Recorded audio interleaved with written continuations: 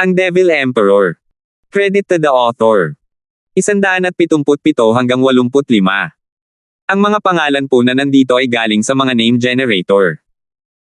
Kung meron man pagkakatulad sa mga pangalan ng tao o lugar at pangyayari, ito ay tunay na hindi sinasadya.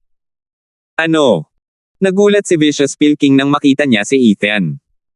Pagkatapos, naalala niya kung paano sa Drifting Flower City naabot ng kaluluwa ni Ethan ang Radiant Stage at nakilala ang Discerning Field. At pagkatapos ng mahabang panahon na lumipas, magiging kakaiba kung hindi siya mas masanay dito at makatuklas ng mga galaw sa layong kalahating milya. Ipinikit ni Ethan ang kanyang mga mata at sinabi, sa isang kagubatan kalahating milya ang layo, may 2 taong nagtatago sa kanluran.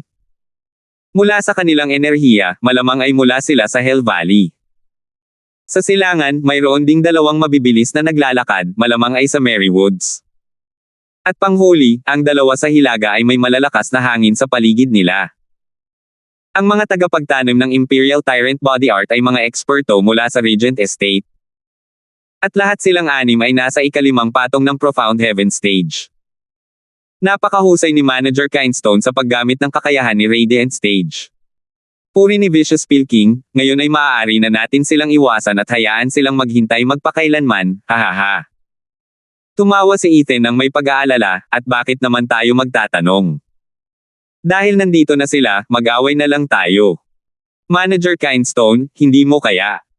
Natatarante si Vicious Pilking habang sinusubukang magpaliwanag, handa na sila ngayon.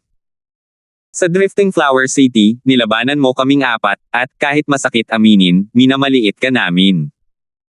Hindi pa kasama rito, lahat tayo ay galing sa iba't ibang bahay, at may kakulangan sa ating kooperasyon. Ngayon na nagpadala na ng mga pares ang mga bahay, kahit na inumin mo ulit ang tabletang iyon, lalo lang silang mag-aabala sa kanila at hahayaan kang maging pinakamahina. Tinaasan ni Ethan ang isang kilay at matalim siyang tinitigan. Hindi ko inakalang ganito kabilis mag-aalaga ang matanda. Sabi niya, nag-iisa lang ako noon, pero hindi ba't wala ka na ngayon? Ako. Umiling si Vicious Pilking, natatakot sa akin ang mga karaniwang tao dahil sa aking Rainbow Cloud Palm. Pero sa dami ng nandito, isa lang ang kailangang magtiis ng aking lason at ako na ang mawawala. Mamaya, kailangan na lang niyang kunin ang antidote mula sa Pilking Hall. Sigurado akong malinaw sa iyo ito simula noong nilabanan mo ang aking disipulo. Sa katunayan, nagpapanggap siya bilang si Ken noong mga panahong iyon ngunit ang pagiging walang humpay ang naging sumpa ng lason ni Pilking Hall. Sa pinakamalala, isa itong buhay kapalit ng isa pa. Bukod dito, ang kalaban ay nagtutulungan na ngayon. Kahit na sila ay malason, si Pilking Hall ang mag-aalok ng panlunas at ang banta ni Vicious Pilking ay guguho. Paano kung malason mo silang lahat? Hindi ba bababa ang kanilang kapangyarihan? Kumislap ang mga mata, isang ngiti ang nakatatak kay Ethan. Tila hindi ito naintindihan ni Vicious Pilking, paano ko magagawa? Hindi naman sila hanggal na umupo lang at hawakan ang palad ko. At lahat sila ay mga eksperto sa Profound Heaven. Maaaring hindi nila magamit ang mga kakayahan ng Radiant Stage, pero kahit papaano ay makikilala nila ang anumang galaw sa loob ng 1,000 metrong radius. Sa sandaling makalapit tayo, mapapansin nila tayo at wala na tayong pagkakataong gumanti. Star Reader, baka nagkamali ang author. Unang kalahating milya ngayon ay 1 kilometro na. Si Lavan, maaaring hindi. Nasanay na siya pero, bago pa rin siya. Maaaring mas malakas na ang kakayahan. At kung hindi nila tayo makita. Pinagmasdan ni Ethan si Vicious Pilking nang may mapaglarong ngiti. Nalito si Vicious Pilking, pagkatapos ay nakita ang isang pulang tableta na inihagis sa kanya. Mas lalong naguluhan si Vicious Pilking habang pinapanood ito. Sabi ni Ethan, isa itong energy canceling pill, isang tableta para sa unang baitang. Sa loob ng 1 buong araw, hindi ilalabas ang enerhiya mo. Maliban na lang kung may makakita sa iyo, o kung may Radiant Stage expert na aktibong naghahanap sa iyo, walang makakapansin. Kinuha ni Ethan ang isa. Sa isang iglap, nawala ang kanyang aura. Natulala si Vicious Pilking habang pinapanood ito. Kailan pa nagkaroon ng ganito kagandang tableta sa mundong ito? Bakit hindi ko ito narinig? Pati na rin ang isang grade 1. Naiintindihan ang pagkagulat at hindi makapaniwalang naramdaman ni Vicious Pilking. Napangisi si Ethan, isa itong sinaunang recipe ng tableta. Paano mo nalaman iyon? Pero hindi yun mahalaga, sasabihin ko sa iyo mamaya dahil kinuha kita para tulungan akong gumawa ng mga tableta. Ang energy cancelling pill ay magiging napakahalaga mamaya. Sa ngayon, huwag ka munang magsalita. Mag-uusap tayo ulit pagkatapos nating harapin ang mga nakakainis na langaw na ito. Ipinagpatuloy ni Ethan ang paglipad. Nilunok ito ni Vicious Pilking matapos ang isang sandali ng pagkabigla at saka sumunod sa kanya ng may pinanibik. Kahit na isantibi kung gaano kahanga-hanga ang Larsen clan, ang pag-aaral pa lang ng mga sinaunang tabletang ito mula kay Ethan ay isang gantimpala na. Ang pagsunod sa batang ito ang pinakamagandang desisyon na nagawa ko. Sumasayaw sa tuwa ang puso ni Vicious Pilking, katulad noong una niyang ininom ang kanyang living pill. Sa isang tagong bahagi ng kagubatan, dalawang matanda na nakaputi ang nakaupo sa dalawang bato habang nakapikit. Gayunpaman, lagi silang nagbabantay, nakikinig sa bawat kaluskos, bawat bugzo ng hangin. Nang masiguro nilang hindi gawa ng eksperto ang bugzo ng hangin, saka lamang sila nakahinga ng maluwag. Pangatlong kapatid, talagang dadaan ba rito ang batang yan? Ilang araw na kaming nandito pero wala pa rin siyang senyales. Nadaanan na ba niya tayo o ibang ruta ang tinahak niya? Bulong ng isang matanda. Nakapikit pa rin ang isa pang matanda at nakatayo sa bato, si Mr. Leng ay kilala sa kanyang matalinong pananaw. Hindi siya nagkakamali. Sabi niya ay makikilala natin ang pumatay sa ika-6 na kapatid dito ngayon. Malapit na itong matapos, magpasensya ka na lang. Pero nakakabagot ang lahat ng paghihintay na ito. Bamantong hininga ang isa pang matanda. Pagkatapos, isang itim na anino ang lumapit, hindi napansin ng dalawa. Nang makarating ito sa kanilang likuran, kasabay ng isang malakas na ungol, dalawang pakpak ang dumaan sa kanilang dalawa. Pagkatapos ay lumabas si Ethan mula sa anino. Dumura ng dugo ang dalawang matanda, iminulat ang kanilang mga mata at itinoon ang kanilang mga ulo sa likuran nila, para lamang makita si Ethan na nakatingin sa kanila. Natatakot akong makita ninyo ako kaya gumamit ako ng elusive shadow art, pero lagi kayong nakapikit. Hindi kayo maaaring maging seryoso kahit na nagbabakasyon kayo. Hi! Si Mary Woods ay nakatakdang mamatay. Sa gulat ng dalawa, pinilipit ni Ethan ang kanilang mga leeg. Pagkatapos, nilamon ng itim na enerhiya ang mga katawan na nag-iwan ng abo. Tulala ang dalawa kanina, hindi pa rin makapaniwala na nabigla sila ng husto. Pumapalakpak si Ethan at nagkibit-balikat. Nalaman niya mula sa kanyang pakikipagtagpo kay Zithar na ang pamamaraan ng paglilinang ni Mary Woods ay maipagmamalaki ang napakabilis. Kaya naisip niya na mas gugustuhin niyang harapin muna ang dalawang ito at pagkatapos ay alisin ang gulo. Ang hindi niya inaasahan ay ang pag-abang ng mag-asawang ito nang nakapikit. Malinaw na nagmamakaawa sila. Ang ibig mong sabihin ay ang pagpatay sa 4 na elder sa 7 bahay ay hindi nangangailangan ng anumang mga pangyayari. Aba, mas pinapadali nila para sa akin na gawin ang gusto ko, kahit papaano. Matapos lamunin ng dalawang eksperto, naramdaman niya ang pag-agos ng Yuan Chi sa loob niya. Lumingon si Ethan sa kanluran, kung saan nakaabang ang mga elder ng Hell Valley. Humph, mukhang madalas nga namang magkita ang mga dating magkaaway. Humajejek si Ethan, naging anino, at nagsimulang mag-alala sa kanyang daan pasulong. Ang mga matatanda sa kanluran ay hindi katulad ni Mary Woods, na naghihintay ng walang ginagawa. Ang kanilang aura ay malungkot at nagmamasid sa anumang senyales ng paggalaw sa kanilang paligid. Kilala nila kung sino talaga si Ethan at hindi sila tumigil sa pag-iingat kahit isang segundo. Pangatlong nakatatanda, nahuli ang bata at kinakabahan ako. Isang nakatatanda ang nagmasid sa paligid, handang sumunggab. Ang kanyang malalawin na mga mata ay sinuri ang bawat pulgada. Ang isa pang elder ay kasing ingat din, ngunit dahil sa kakaibang pagkakataon, palagi siyang lumalayo ng 100 metro sa kanyang kasama. Pang-4 na elder, hindi lang pinatay ng bata ang ika-7 elder kundi pati na rin ang pang-5 elder. Mabangis siya hanggang sa kaibuturan at mahirap hawakan. Hindi natin siya dapat maliitin dahil nasa bone tempering stage siya. Malapit na siyang dumating at dapat tayong magtulungan at iwasang magtapos na parang ika-7 elder at pang-5 elder. Relax ka lang, para sa akin, isa itong veteranong eksperto sa Profound Heaven. Tumango ang ika-4 na elder ng may seryosong ekspresyon. Isang anino ang gumagapang sa kanya, nakikinig sa kanyang mga salita. Tinaasan ni Ethan ang isang kilay at kinutya ang mga ito sa kanyang isipan. Hindi mo sinasabi. Ang pagtanggap mo sa iyong kaaway ay tunay na karapat-dapat para sa demonyikong emperador na ito. Ngunit, paano kita aatakihin kung ikaw ay labis na nababalisa? Sinimulan ni Ethan na maalala ang 2 basura mula sa Merrywoods. Nakatulong ang mga lalaking iyon para hindi siya mahirapan, pero paano naman ang 2 ito? Mahihirapan siyang mapatay agad ang 2 ito, bukod pa rito, mas mataas sila sa ika-5 elder sa ranggo. Bumantong hininga, nagsimulang mag-alinlangan si Ethan. Pagkatapos, nakarinig siya ng isang kalabog at isang ambon ng bahaghari ang pumailanglang sa hilaga. Lahat ng nahawakan ng ambon na ito, maging ito ay mga halaman, hayop, at maging mga bato, ay nabubulok. Gulat na tumingin ang 2 matanda, Rainbow Cloud Palm. Bakit nandito si Pilking Hall? Akala ko ba hindi sila kasama sa planong ito? Tanong ng ika-3 elder.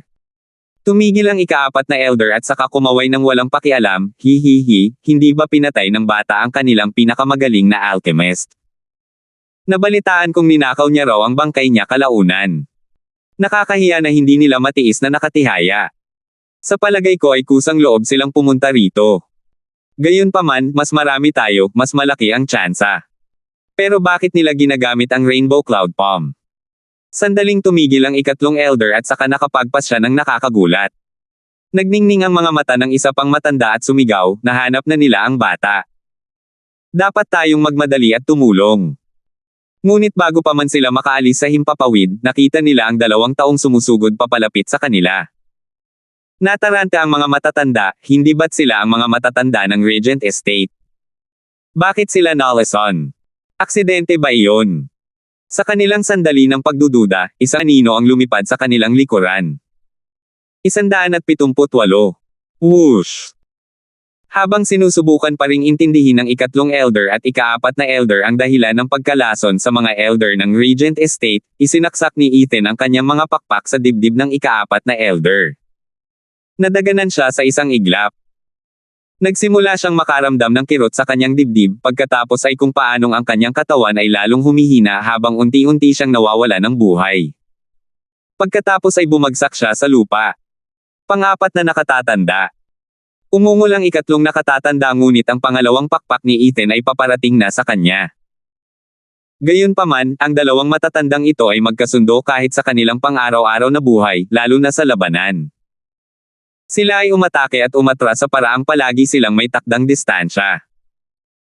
Nangyayari na rin ito ngayon, kaya ang atake ni Ethan ay natalo lamang ang ika-4 na elder habang ang ika-3 elder ay masyadong malayo para maabot niya sa tamang oras. Tumalon pa atras ang ika-3 elder at iniwasan ang lightning wing. Nakita niya ang bangkay ng ika-4 na nakatatanda at saka ibinaling ang kanyang mga matang namumula kay Ethan, uhaw sa paghihiganti. Sumulyap si Ethan sa bangkay sa ibaba niya pagkatapos ay sa eksperto ng Profound Heaven na nasa tapat niya at ngumiti. Ikaw ba ang Demon Archon Ethan na iyon?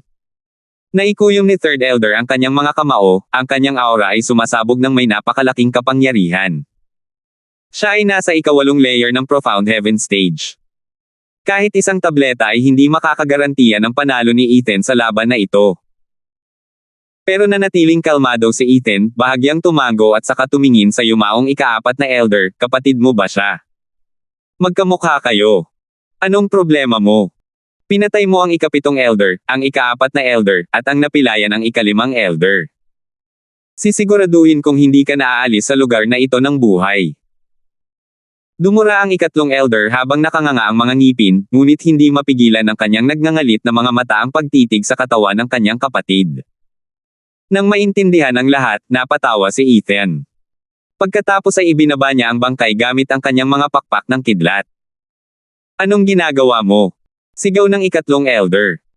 Hindi ko lang siya papatayin sa kaaway ko, sisirain ko rin ang bangkay niya, para mamatay siya sa pagsisisi. Singgal ni Ethan. Susugod na sana ang ika-3 elder, ngunit biglang bumantong hininga si Ethan, gayunpaman. Nanlaki ang mga mata ng ika-3 elder. Dahil malapit na malapit kayo sa isa't isa, hahayaan ko na siyang umalis. Tutal, mayroon din akong kapatid na pinaghirapan ang buhay at kamatayan, para lang mamatay sa kamay ni Ricky. Kung hindi dahil dito, wala sana akong naging away sa Hell Valley. Bumantong hininga si Ethan at umiling. Natigilan ng ikatlong elder na may kinalaman sa batang ito na nasa ikatlong antas ng angkan at kung bakit siya naging kaaway ng Hell Valley. Kung iisipin ang kanyang ginawa noon, handa rin sana siyang gumanti para sa kanyang kapatid kahit ano pa ang mangyari. Kahit na, sa tingin mo ay papayagan kitang umalis. Singgal ng ikatlong elder, galit pa rin. Ngumisi si Ethan at itinaas ang kanyang ulo upang ipakita ang kanyang nagliliyab na mga mata, dahil sa paghihiganti ng aking kapatid, natamo ko ang kapahamakang ito ngayon, ngunit hindi ko ito pinagsisisihan. Paano ako hihingi ng tawad sa aking kaaway? Ngunit dahil sinapit mo ang parehong kapalaran na aking naranasan, hindi ko sisirain ang kanyang katawan at ibabalik ito sa iyo. Pinalo ni Ethan ang lightning wings at inihagis ang bangkay sa ikatlong elder. Mabilis na kumilos ang ikatlong elder, ngayon ay nakatingin kay Ethan ng may kaunting respeto habang sumisigaw, "Mabuti, magkakaroon tayo ng laban ng lalaki sa lalaki at tingnan kung sino ang totoo, ha?" Napahinto ang ikatlong elder sa kung anong dahilan, nakaramdam ng lamig sa kanyang puso. Pagtingin niya sa ibaba, nakita niya ang isang butas na kasing laki ng kamao sa kanyang dibdib na wala roon noon. Umagos ang dugo sa mga ilog mula rito. Tiningnan ng ikatlong elder si Ethan ng may lubos at lubos na pagkalito. Anong nangyayari? Hindi pa nga tayo nagsisimulang mag-away ay mamamatay na ako. Kasabay ng isang hajejek, kumaway si Ethan. Isang gininto ang liwanag ang nagmula sa likod ng ikatlong elder na lumilipad sa tabi ni Ethan. Mas pinagmasdan ng ikatlong matanda ang gininto ang sanggol.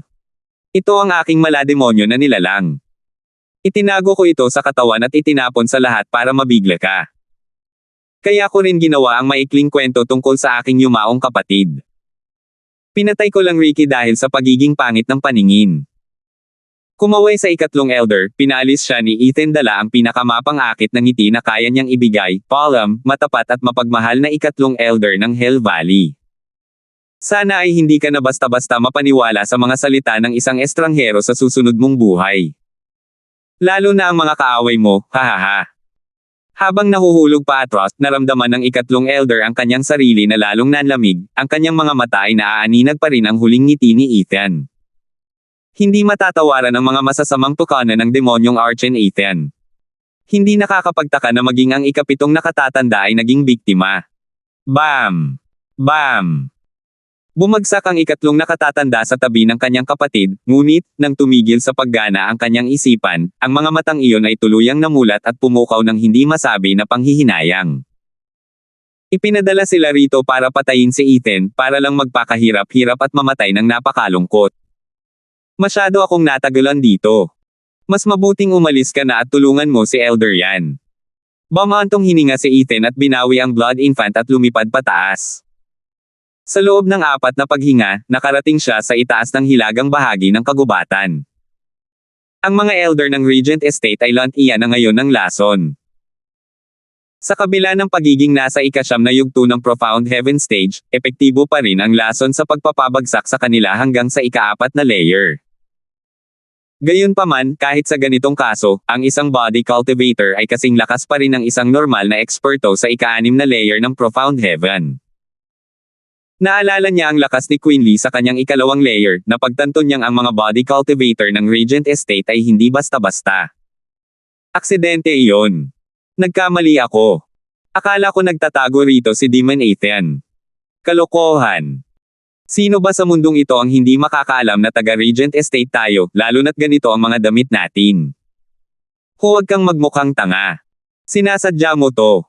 Tumayo ka dyan. Babalihin natin ang mga buto mo at magkasama tayong pupunta sa Pilking Hall mo para ayusin ito. Sa kalangitan, tumakas si Vicious Pilking na parang takot na daga, kasabay ng 2 elder ng Regent Estate. Dahil sa kung paano idineklarang patay na si Vicious Pilking at muling gumaling ilang dekada matapos maalis ang lason, walang kaalam-alam ang 2 elder na ito kung sino talaga siya. Pero hindi rin niya ito isinigaw. Magkakaroon ba ng oras para magpahinga ang isang traidor na tulad niya mula sa Pilking Hall at sa paghabol ng buong imperyo? Maaaring isa siya sa mga Vicious Pilking, pero hindi siya kasing husay ni Ethan, at malinaw na hindi siya kasing tapang para tugisin ang lahat. Napabuntong hininga si Ethan. Saan napunta ang dakila at makapangyarihang Vicious Pilking mula sa Drifting Flowers Edifice? Bakit siya ganoon takot sa harap ng dalawang elder ng Regent Estate? Masyado bang malakas ang Regent Estate, o sadyang mahina lang ang Vicious Pilking? Alam na ni Ethan ang sagot, ngunit ayaw niya itong tanggapin. Dahil kung mangyari iyon, lalala ng husto ang kanyang mga problema. Regent Estate, malalampasan kita sa loob ng 10 taon. Kumislap ang mga mata ni Ethan. Nang makita si Ethan, tumawa si Vicious Pilking na parang natagpuan na niya ang kanyang tagapagligtas, Manager Kindstone, sa wakas ay dumating ka na. Iligtas mo ako. Walang katiyakan na sumugod si Vicious Pilking sa likuran ni Ethan. Sa puntong ito, naabutan din ng dalawang matanda. Nang makita ang lightning wings ni Ethan, sumigaw sila, Bone Tempering Stage Cultivation, Lightning Wings. Ikaw ang Demon Archon Ethan na gumulo sa Drifting Flower City. Ang nag-iisa. At kayong dalawa ay dapat taga-Regent Estate. Sa tingin ko, sabi ni Ethan na may lamig sa boses. Tumanggaw sila, pagkatapos ay tumingin kay Vicious Pilking sa likuran niya ng may kuryosidad, ngayon ay naiintindihan ko na. Umasa si Pilking Hall kay Demon Archon Ethan. Hindi nakakapagtaka na palihim niya kaming inatake. Nangangahas ka pa rin bang sabihin na aksidente lang iyon? Tumawa ng mahina si Vicious Pilking. Sumanghal ang dalawang matanda, bakit sa tingin ninyo ay dahil sa Imperial Tyrant body art ng Regent Estate tayo ang pinakamagaling sa 7 bahay. Ito ay dahil kahit ang Rainbow Cloud Palm ninyo ay hindi kami kayang patayin. Dudurugin namin kayong dalawa at tutuperin ang aming misyon. Humph, sirang plaka ka, alam mo ba yon? Mas mahina ka na ngayon at nagpapakatanga ka pa at sinasabing kaya mo kaming kalabanan. Ngumisi si Ethan ng may paghamak. Napasigaw ang dalawang matanda, kahit mahina na kami, sobra pa kami para pigain ang buhay mo. Hindi ako naniniwala sa'yo. Bakit hindi mo muna siya subukang patayin? Tumawa si Ethan at inihagis ang Vicious Pilking. Napasigaw sa takot si Vicious Pilking, ibinente ba ako ni Ethan? Naguluhan ang dalawa, ngunit mahigpit pa rin ang pagkakahawak nila kay Vicious Pilking. Nang maramdaman nilang nanginginig ito sa kanilang mga kamay, natigilan sila. Ngumisi ng masama si Ethan, hindi mo dapat siya isipin na duwag. Ang galing niya talaga, di ba? Para patunayan ang kanyang punto, isang gininto ang liwanag ang lumabas mula kay Vicious Pilking at pumasok sa isa sa mga elder. Natigilan ang matanda sa kanyang kinatatayo at makikita pa nga kung paano siya nagsimulang matuyo na parang passes. Mabilis siyang binawian ng buhay. Dahil sa gulat, ang isa pang elder ay tumakbo ng 100 metro pabalik. Kahit si Vicious Pilking ay takot na takot din. Hindi niya nakitang ginamit ni Ethan ang Blood Infant o pumatay gamit ang Demon Transformation Art. Ngayon, pinapanood niya ang lahat ng ito ng may matinding takot, paano nagkaroon ng ganito kasuklam-suklam at malupit na pamamaraan. Lumulutang sa harap ni Vicious Pilking, palihim na inalala ni Ethan si Blood Infant at tinawanan ang takot na natitirang elder ng Regent Estate, nakita mo ba iyon? Ngayon, kaya mo pa bang ipagmalaki ang pakikipaglaban sa amin? Nabigla ang matanda at pinagmasdan si Vicious Pilking ng may takot. Kalimutan mo na yan. Walang kwenta ang matandang yan. Ang mahalaga ay makuha ko ang ulo ni Ethan at matapos ang misyon ko. Hindi ko kailangang mag-alala sa kakaibang kakayahan ng matandang yan. Huminga ng malalim ang matanda at tumawa, bata, mabuti na lang at nakahanap ka ng ganitong patron. Kung gayon, hindi na kita papatayin ngayon, pero... Ano iyon? Bigla, itinuro ng matanda ang likuran ng dalawa ng may takot. Lumingon sina Ethan at Vicious Pilking para tumingin. Sa sandaling iyon, natawa ang matanda at biglang sumulpot sa harap ni Ethan, tinutukan ang ulo ni Ethan. Bam! Bam! Hindi nahawakan ng matanda ang kahit isang hibla ng buhok nito, nang isang gininto ang liwanag ang lumipad mula kay Ethan at bumute sa dibdib nito. Lumingon si Ethan para makita ang nagulat na matanda, iyan ang pinakamatanda panlilinlang sa libro. Wala ka na bang ibang alam? Ngayon, alam ko na ang ibig sabihin ng kasabihang to, puro lakas ng loob at walang utak. Tumawa ng mahina si Ethan at ang lalaki ay nahulog na parang basura sa bangin. Matagal nang natulala si Vicious Pilking sa kung gaano kadaling makitungo si Ethan sa dalawang eksperto mula sa Regent Estate. Ngayon ay naiintindihan na niya kung ano ang ibig sabihin ng pagpatay ng mga tao na kasing dali ng pakikipag-usap. 170. Whoosh! Gumalaw ang gininto ang liwanag at saka bumalik sa tabi ni Ethan. Gulat na pinagmasdan ni Vicious Pilking ang gininto ang sanggol, ano ba ang nangyari? Simple lang talaga, dahil tumakas ka na parang daga, hinamak ka nila. Kaya inilagay ko ang aking demonyong nilalang sa iyo bago kita itinapon para harapin ang isa sa kanila. Nakangiting dagdag ni Ethan, nang mamatay ng walang dahilan o dahilan ang isang makapangyarihang eksperto sa Deep Heaven, natakot ang kanyang kasama. Ginamit ko ang pagkakataong ito para maalala ang demonyong nilalang. Sa pagkakataong ito, masyado kanyang pinahahalagahan, iniisip niyang nagtago ka para mabilis silang mapatay. At kung ikukumpara, akala niya ako ang madaling target sa pagkakataong ito kaya sinugod niya ako. At para maging maayos ang takbo ng mundo, hinati niya ang kanyang atensyon sa pagitan ko at mo, na nag-iwan ng espasyo para mabigla ang demonyo kong nilalang. Kumurap si Vicious Pilking, wala pa rin sa sarili. Tumawa si Ethan, sa huli, namatay silang lahat. Una ay ang kay-abangan, pangalawa ay ang labis na pagtitiwala sa sarili, pangatlo ay ang pagiging mayabang. Manager Kindstone, hindi ba't pare-pareho lang sila? Bulong ni Vicious Pilking. Tumaas ang kilay ni Ethan at lalong tumawa, tunay nga, ito ang sakit na sumasalot sa bawat eksperto. Kung haharapin ko sila ng harapan, tiyak na matatalo ako. Sayang, masyado silang naging hambog. Para sa iba, hindi ito mahalaga, pero pagdating sa akin, kahit isang segundo lang ng kapabayaan ay sapat na para mapatay ko sila ng puno ng pagsisisi. Isang kirot ng takot ang bumalot sa kaibuturan niya habang mas lalong hinahangaan ang pagtingin ni Vicious Pilking kay Kindstone. Ngayong naisip niya ito, naging maayos ang lahat gaya ng paliwanag ni Ethan. Ginawa ang lahat para sa layuning akitin ang mga matatanda ng Regent Estate, at epektibo ito ng husto. Hindi nila namamalayan, bigla na lang nagkatitigan ang dalawa. Sa halip na sabihing isa itong mahusay at mapanlikhang patibong na itinakda ni Ethan, ito ay para bang binabasa niya ang mga ito na parang libro at pinipilit silang mahulog sa patibong mismo. Hindi pa naririnig ang ganitong katusuhan. Hindi nakakapagtaka na kahit si Ricky ay nahulog. Malaki ang respeto ni Vicious Pilking kay Ethan ngayon, si Manager Kindstone ay may walang katapusang karunungan at katapangan, na may mga planong hindi malilimutan. Pero sayang lang ang pagiging steward mo. Hindi mo kailangang humalik sa puwet. Alam ko kung saan nakasalalay ang talento ko. Walang nakakababa sa akin, mataas man ang ranggo o ang buong mundo. Basta. Bumantong hininga si Ethan habang nakatingin sa direksyon ng Rockland City. Hindi ito ang tamang panahon para sa mga ganitong pag-iisip, kundi para ayusin ang kaligtasan ng angkan ng Larsen at maiwasan ang anumang gulo na maaaring kanilang danasin. Hindi lamang ito ipinilit sa kanya ng kanyang demonyo sa puso, kundi isang kalinga na unti-unting pumapasok sa kanyang isipan nang hindi niya namamalayan. Dahil hindi alam ni Vicious Pilking ang buong kwento, inakala niyang may mas mataas na layunin ito. Nag-isip siya ng mag-isip bago muling nag-focus nang makarating siya sa isang nakakagulat na conclusion. Isang kabataang may kahangahangang talento tulad ni Ethan ang handang maging katiwala. At ano nga ba ang isang katiwala? Ang kanang kamay ng clan head. Kayang gawin ang lahat at tapat sa kabila ng lahat. Anong halimaw ba itong clan head para makapagpalaki ng isang bata at natatanging Ethan ngunit kasing tuso at kasing imbis-imbis ng isang demon archen?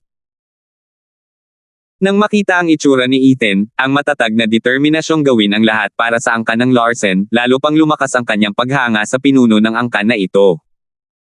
Ito ang unang pagkakataon na narinig niya na ang Titans ay mayroong ganito kalaking angkan, isang taong may mapang ipong kapangyarihan. Sabik na sabik si Vicious Pilking na makilala ang taong ito at nagtatalon sa tuwa sa loob-loob niya. Ang mabisyo na hari ng Pil ay mayroong malaepikong pantasya, pinupuri ang angkan ng Larsen sa hanay ng 7 sambahayan habang mas hinahangaan at pinahahalagahan ang pinuno ng angkan kaysa sa emperador mismo. Paano niya nalaman na ang angkan ng Larsen ay hindi man lang isang dekalidad na angkan? Na ang pinuno ng angkan ay matagal nang nabubulok sa lupa at nag-iiwan ng 2 kawawang magkapatid. Dapat silang magpasalamat na nandyan si Ethan para panatilihin ang kanilang nakalulungkot na buhay. Ang mga delusyon ay kaligayahan habang ang katotohanan ay isang tambakan ng basura. Pero iyon ay isang bagay na kailangang maranasan mismo ng mahal na Vicious Pilking kapag nakita niya ang maluwalhating angkan ng Larson. Tara na. Handa nang ipagpatuloy ni Ethan ang kanilang paglalakbay nang tumawa si Vicious Pilking, Manager Kindstone, na ayos na ba ang dalawang lugar na iyon. Alam ni Ethan ang ipinahihiwatig nito kaya umirap siya, tumigil ka na nga. Sa tingin mo ba ay may oras pa akong masasayang para iligtas ang kawawa mong kalokohan kung hindi ko pa natapos ang 4 na lalaking iyon? Hahaha, tunay na talento si Manager Kindstone. 4 na eksperto sa Profound Heaven mula sa Merrywoods at Hell Valley ang agad na nakayanan ang lahat. Samantalang ako, hindi ko man lang kayang hawakan ang 2 elder ng Regent Estate. Nahihiya ako. Lalong lumakas ang paghanga ni Vicious Pilking. At habang lalo niyang hinahangaan si Ethan, lalo siyang naniniwala sa kapangyarihan ng Larson clan. At, syempre, lalong lumulubog sa kanyang maling akala. Biglang tumigil si Ethan at tumingin si Vicious Pilking. Kumurap si Ethan, elder yan, narinig ko ang mga elder ni Merrywoods na binanggit na si Mr. Leng ang nagplano ng pananambang ito. Kilala mo ba siya? Winford Leng. Naantig ang puso ni Vicious Pilking sa mga sinabi ni Ethan, hindi nakakapagtaka. Naisip ko na sa dami ng kalsada papunta sa Rockland City, paano nila napili ang eksaktong daan na dinadaanan natin. Kaya kagagawan lang iyon ni Winford. Kilala mo siya. Tumango si Vicious Pilking at bumantong hininga, sa totoo lang, magkamukha sina Manager Kindstone at Winford.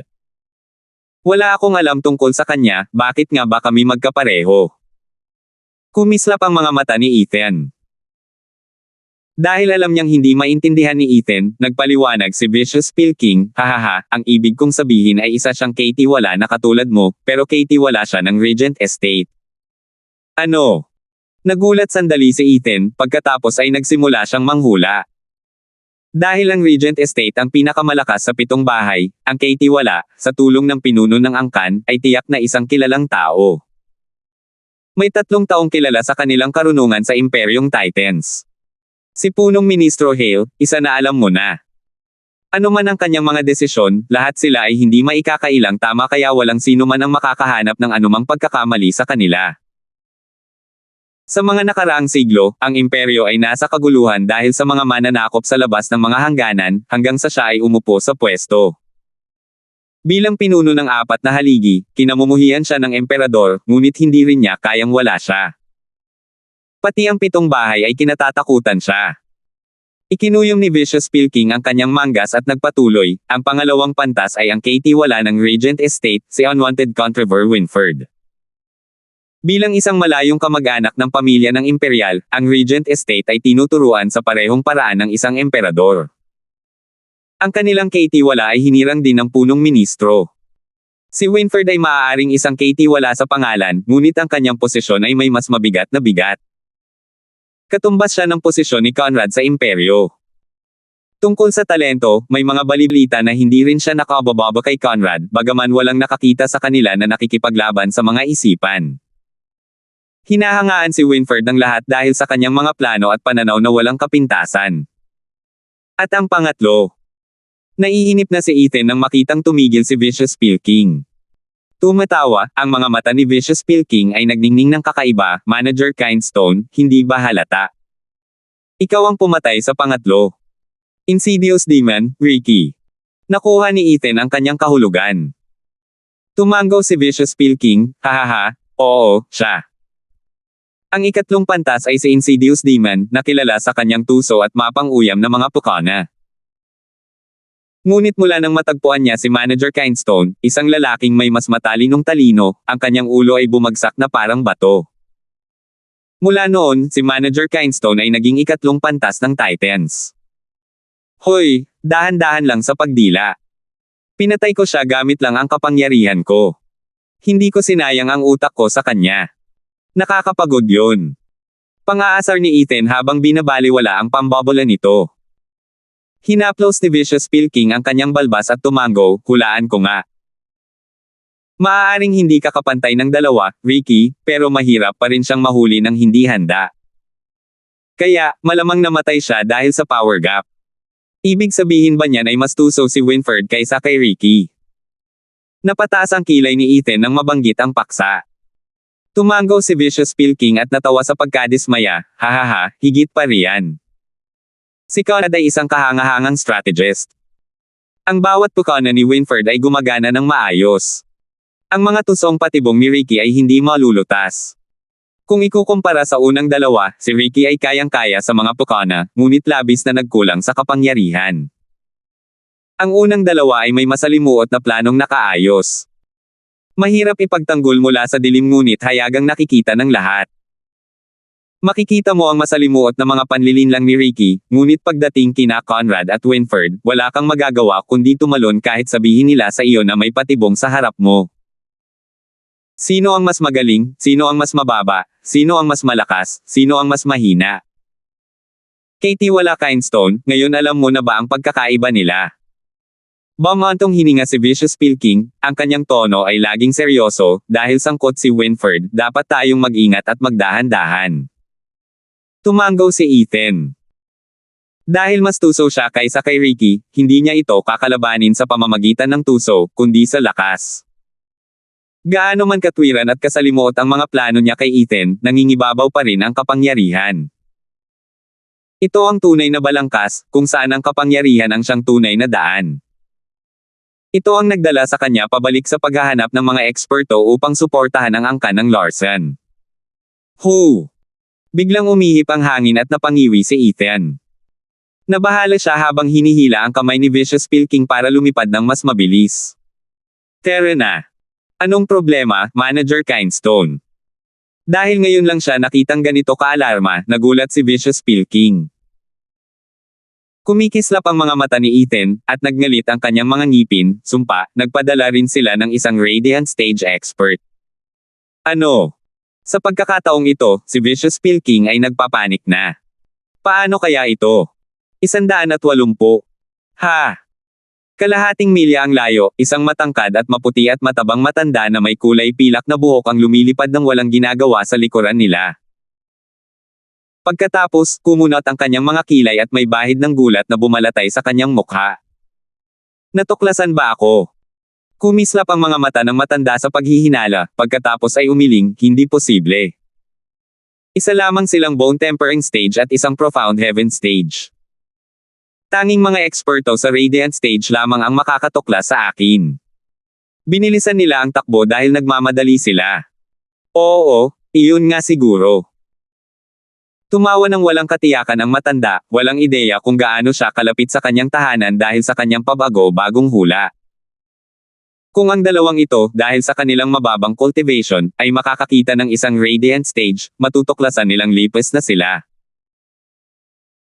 Ginamit ng matandang lalaki ang kanyang kaluluwa upang halughugin ang lugar ng labanan at sumigaw, Sus Mariosep, napakahina pa nila, napatay nila ang 6 na eksperto ng Profound Heaven mula sa 3 bahay, at perpekto rin. Hihihi.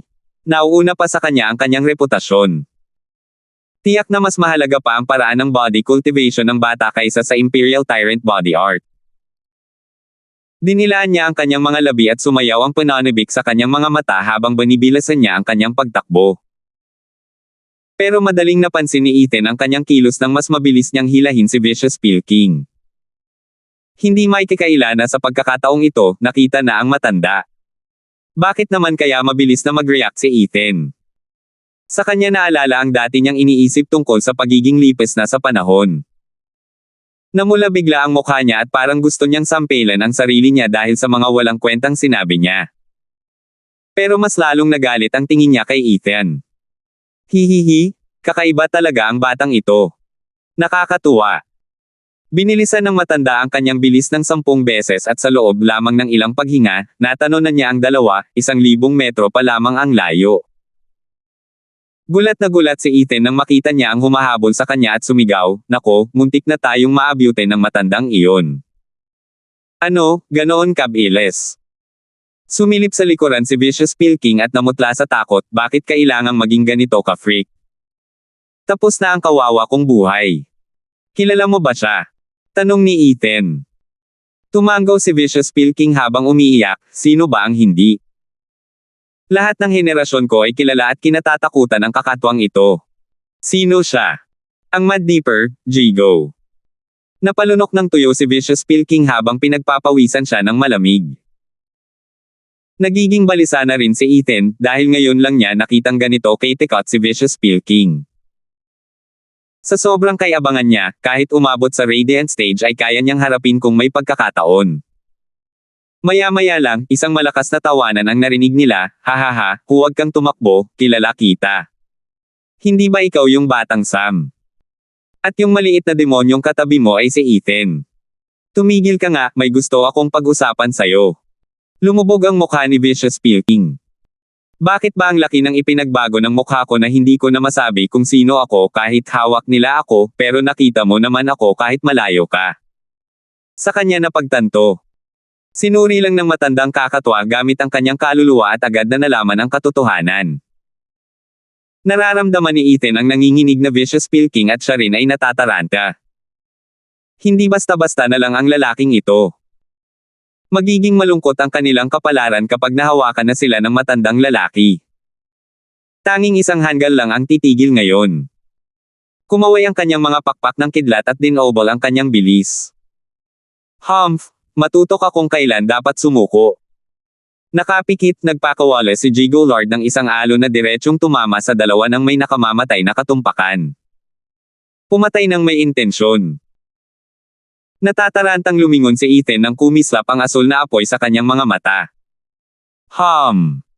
Isa na namang nakikitang alon ang pinaputok. Walang katulad ang una, ngunit sapat na upang makapagdepensa laban sa una. Bam! Bam!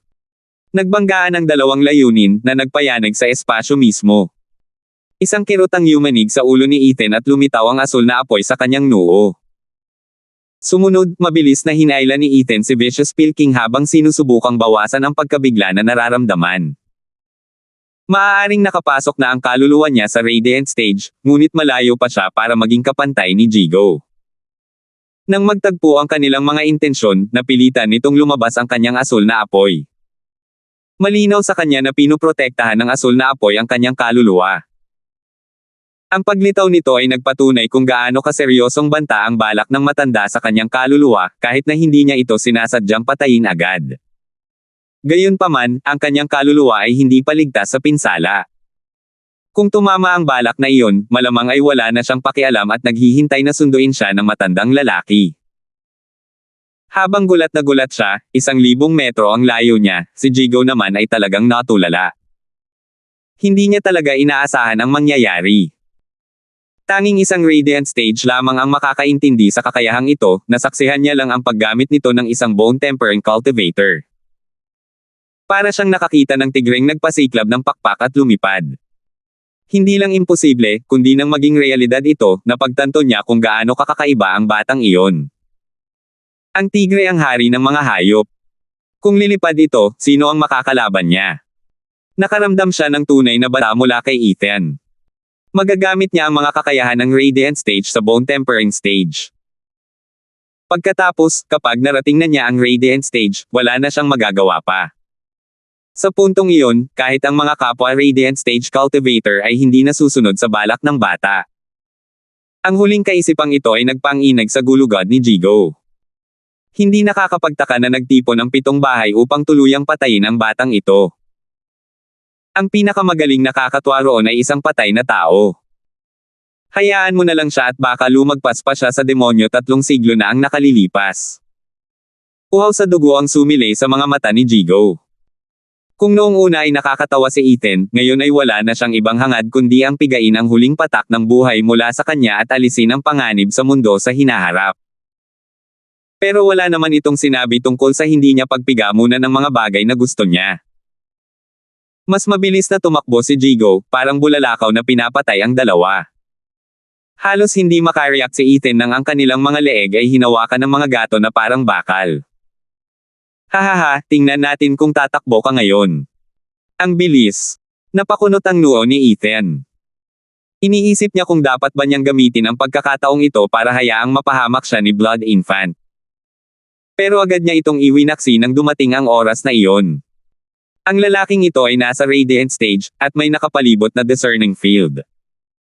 Matutuklasan agad ang Blood Infant sa oras na umalis ito sa kanyang katawan. Maliban na lang kung ang Blood Infant ay pumasok sa Profound Heaven stage at umabot sa bilis higit pa sa Soul Detection ng isang Radiant stage. Sayang, nasa ikalimang patong pa lamang siya ng Bone Tempering stage. Simula nang ibinahagi niya ang buhay niya kay Blood Infant, pareho ang cultivation ng dalawa. Nako! Bakit ako nabangga ng Radiant stage? Napamura si Ethan sa kanyang malas habang tumutulo ang malamig na pawis sa kanyang likod. Wala siyang magawa sa harap ng isang eksperto sa Radiant stage. Ang pakiramdam na nasa kamay ng iba ang buhay niya ang pinakamasamang naramdaman niya, at higit pa sa mapanganib, na ngayon lang niya naramdaman. Hahaha, batang duwag ka, hindi ko alam kung paano ka nagiging bata at gwapo, pero kahit gaano ka bilis tumakbo, hindi ka makakatakas sa akin. Hindi pinansin si Ethan, at humarap si Jigo sa nanginginig na Vicious Pilking. Parang nawala ng ina si Vicious Pilking, Senior Lord, paano ako maihahambing sa iyo? Noong nakilala ka ng husto sa buong Titans, isa lamang akong hamak na alchemist sa ikalawang baitang. Wala ka bang pakialam kung paano ka makikita ng mga tao kung papatayin mo ako? Naku, lagi ko nang naririnig kung gaano kamayabang si Vicious Pilking, pero para sa akin ay mas mukha kang daga. Nasaan ang iyong sigasig, ang iyong gulugod? Elder Lord, huwag kang magbiro. Hindi ako kailanman maglalakas loob na umakto ng mayabang sa harap mo. Malungkot na sabi ni Vicious Pilking, Senior Lord, sa huli, ikaw ang panauhing venerable ng Regent Estate. Malinaw na hindi pagkakaunawaan ito sa pagitan ng mga bahay. Bakit hindi? Mga bahay. Nakataas ang kilay na sabi ni Jigo, ang ibig mo bang sabihin ay ang Regent Estate at Pilking Hall o ang Regent Estate at ang angka ni Ethan? Nanginig ang isip ni Vicious Pilking dahil dito. Plano niyang panatilihin ang kanyang katangahan para makatakas ng buhay. Pero mukhang hindi ito mangyayari sa lalong madaling panahon. Malamig ang ngiti ni Jigo, huwag mong isipin na hindi ko alam. Nakita ko ang laban mo kanina. Tinalikuran mo ang Pilking Hall at nakipaglaban ka kay Ethan. Natigilan si Vicious Pilking, at humingi ng daan kay Ethan. Dahil hindi na kailangan bumalik sa Pilking Hall, imposibleng ipagkanulo si Ethan. Ipapahiya siya nito. Isa siyang mabisyo na Pilking, hindi isang opportunista tulad ni Zithar na pabago-bago ang pananaw. Mahal pa rin niya ang mukha nito, kahit na mas bata pa. Bumantong hininga, inamin ni Vicious Pilking, oo, umalis na ako sa Pilking Hall. Susunod ako kay Manager Kindstone papunta sa Larsen clan. Ngayon, kung gusto mo akong patayin, sige lang. Tumanggaw si Ethan sa loob. Nakita niya si Vicious Pilking bilang isang debotong alchemist at pangalawa bilang isang loyalista, isang lalaking maaasahan. Hindi inaasahan ni Jigo ang ganoong prangka na sagot at tumawa, magaling. Sam! Natupad mo ang mga chismis mo. Pakakawalan na kita, pero ang batang ito. Gusto mo akong patayin. Tinaasan ni Ethan ang kilay, nakatitig kay Jigo, oo naman. Ibig kong sabihin, ikaw ang kagalang-galang ng Regent Estate at ako ang pumatay sa iyong pangalawang batang Panginoon at gusto mo ng hustisya. Pero hindi ko maiwasang marinig na ikaw ang kanilang panauhing kagalang-galang at walang kaugnayan sa Regent Estate. Saan mo ba ito pupuntahan? Kumislap ang mga mata ni Jigo. Nakangiting nagsalita si Ethan ng buong tapang, kung gayon, pag-usapan natin ang mga kondisyon para sumama ka sa akin. Ang iniaalok sa iyo ng Regent Estate, ako, si Ethan, ay hindi lamang matutugunan ang kanilang alok kundi madodoble pa ito. 181. Nagulat sina Jigo at Vicious Pilking sa sobrang gulat. Ang Regent Estate ang pinuno ng 7 bahay at tinupad ang mga tuntunin ni Jigo, kahit gaano pa ito kamahal. Ngunit mayroon pa bang ibang tao sa buong imperyo na kayang doblehin ito ng basta-basta? Kahit ang pamilya ng imperyo ay mahihirapang matugunan ang doble ng iniaalok ng Regent Estate. Pero nang maisip ang husay ni Ethan at ang higanti at lihim na angkan sa likod niya, napangiti si Vicious Pilking. Dahil ipinagmamalaki ni Ethan ang angkan ng Larsen bilang pinakamahusay sa Titans, dapat itong maging mas mataas sa 7 angkan, kahit pakapantay ng pamilya ng imperyo. Inilabas ni Vicious Pilking ang kanyang ulo at tumawa, Elder Lord, ginto ang mga salita ng ating Katie wala Kindstone. Kumislap ang mga mata ni Jigo Lord. Siyempre, naisip niya kung gaano kadaya si Ethan, at hindi siya naniwala. Pero nang makita siya ni Sam, bigla siyang tumakbo na parang daga, pero ngayon, kumakabog ang dibdib niya. Dahil dito, naniwala siyang may mas malakas at tunay na suporta si Ethan para sabihin ang mga ganoong salita. Paano niya nalaman na ang katapangan ni Sam ay bunga ng mga maling akala? Masangkop na paglalarawan ay kung paano siya binigyan ni Ethan ng magandang larawan, at pinaganda naman ang isip ni Sam. Dahil naniwala rito ang malakas na vicious Spill King, nagbigay ito ng sapat na kumpiyansa para marahil ay pagkatiwalaan din ito ni Jigo. Bamulong si Jigo. Humph, tuta, napakataas ng tingin mo sa sarili mo. Kung iniisip mong kaya mo akong bilhin, may susunod ka pang mangyayari. May ideya ka ba kung paano ko nakilala ang Regent Estate, kung paano ako naging venerable nila, at kung ano ang ibinigay nila sa akin? Nadurog ang puso ni Vicious Spill King. Hindi ba mabibili si Mad Dipper? Ngumisi si Ethan, itinago ang pang-iinis sa kanyang puso. Nako, ang laki mong tanga. Hindi kita kilala noon pero ngayon malinaw na sa akin. Hindi ka magpapabaya kung isa kang determinadong tao sa Regent Estate. Para mo kaming pinapatay ng walang parusa at binabawi mo ang mga bangkay namin. Hindi ba halatang nagmamakaawa ka para humingi ng mas malaking bayad? Nalaro ko na rin ito ng 1,000,000 beses. Ngumiti si Ethan, mababaw ang aking kaalaman. Dahil hindi ko pa naririnig ang tungkol sa mga maluwalhating gawain ni Elder Lord, hinihiling ko sana na maliwanagan mo ako. Hahaha, alam kong basang-basa ka na. Kaya nga sinabi mo ang mga mayayabang na salita mo tungkol sa pagbili sa akin. Pero hindi kita masisisi, dahil hindi naman ako masyadong naglalabas ng balita tungkol sa akin sa iyo. Tumanggo ng may pagmamalaki, iniisip na maayos naman ang lahat, humarap si Jigo kay Vicious Spill King, gayunpaman, kung ikukwento ko ulit ang mga lumang kwento ko, ang maririnig mo lang ay pagyayabang. Sam, sabihin mo sa kanya. Nanginginig, yumuko si Vicious Spill King, agad-agad. Sa kabila ng pangambang nararamdaman, sumulyap si Vicious Spill King kay Jigo at saka nagsalita ng may matinding seryosong pag-aalala, kay Tiwala Kindstone, si Elder Lord ay isang lalaking yumanig sa imperyo. Mahihirapan kang makahanap ng isa pang dakilang tao na tulad niya sa buong imperyo ng Titans. Si Elder Lord ay nagsimula bilang isang tusong tagapagsaka, walang kapantay sa sinuman sa mga eksperto ng 7 bahay. Gayunpaman, ang kanyang isipan ay matatag, ang kanyang puso ay determinado na ibigay ang lahat sa pagsasanay ng kanyang sining. Dahil wala siyang paraan ng paglilinang, ninakaw niya ito mula sa ibang mga angkan. Nagsimula siya sa isang paraan ng paglilinang na may ranggong mortal, unti-unting nagsikap patungo sa isang paraan ng paglilinang na may ranggong espiritu, pagkatapos ay isang paraan ng malalim na paglilinang. Ang mga nagawa ni Elder Lord ay matatagpuan sa bawat aklat ng kasaysayan. Ibig sabihin ba ni Elder yan na magnanakaw si Elder Lord? Putol ni Ethan habang kinakamot ang ilong. Natatarante at nauutol na nagkumpas si Vicious Spill King, hindi ko naman sinabi yan. Mag-ingat ka sa sasabihin mo. Sigaw ni Jigo at sinampal siya. Medyo nailang na tumingin kay Ethan. Umaasa siyang magsusulit ng maayos si Vicious Spill King sa kanyang mga kabayanihan, at tataas ang kanyang halaga. Ngunit ang matandang ito ay naglaho at ibinunyag ang lahat tungkol sa kanyang kaiyahiyang nakaraan. Ang magagawa lang ng pagnanakaw ay ibaba ang presyo niya. Tinitigan ni Jigo si Sam pagkatapos ay umubo, hahaha, lumang kwento iyan, isang bahaging hindi karapat-dapat pansinin. Paano nangyari iyon? Kung walang paraan ng paglilinang, ang tanging pagpipilian mo ay magnakaw kung ayaw mong manatiling mahina habang buhay. Hinahangaan ko talaga ang iyong katapangan. Ngumiti si Ethan. Nagningning ang mga mata ni Jigo at tumalon ang puso niya sa tuwa dahil hindi siya hinamak ni Ethan. Mas lalo pa siyang tumawa, hindi ka nabibigyan ng hustisya ng reputasyon mo, Demon Archon, Ethan.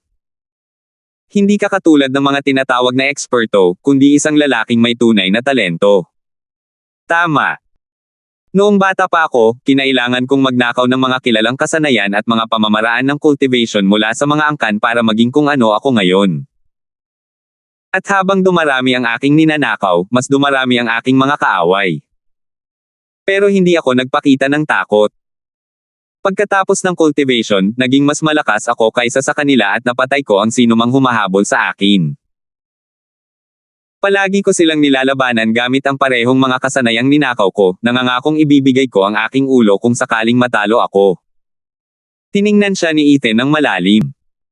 Hindi ba't pareho iyon ang pinagdaanan ko sa 100-pill meeting? Medyo lumaki ang tingin ni Ethan sa kanya. Kilala siyang tao sa pagnanakaw ng ari-arian ng iba at paggamit ng kadakilaan, tulad ni Ethan. Wala ni isa sa kanila ang mga santo, tinitingnan lang ang mga bagay-bagay mula sa ibang anggulo. Pagkatapos, tinawag ng mga tao si Elder Lord bilang Mad Dipper. Ibig sabihin, kung gaano ako ka-arrogant ngunit sa sobrang lakas ay wala ni isa sa kanila ang may kayang gumawa ng kahit ano sa akin. Pagpupugay ni Vicious Pill King. Tumanggaw si Jigo, kaya ninakawan at kinultibar ko ang daan patungo sa Profound Heaven Stage, na walang kapantay. Pero sa puntong iyon, narating ko na ang isang choke point. Oo. Masyadong mabagal ang mga pamamaraan ng cultivation na may ranggong espirito sa Profound Heaven Stage at kinailangang palitan.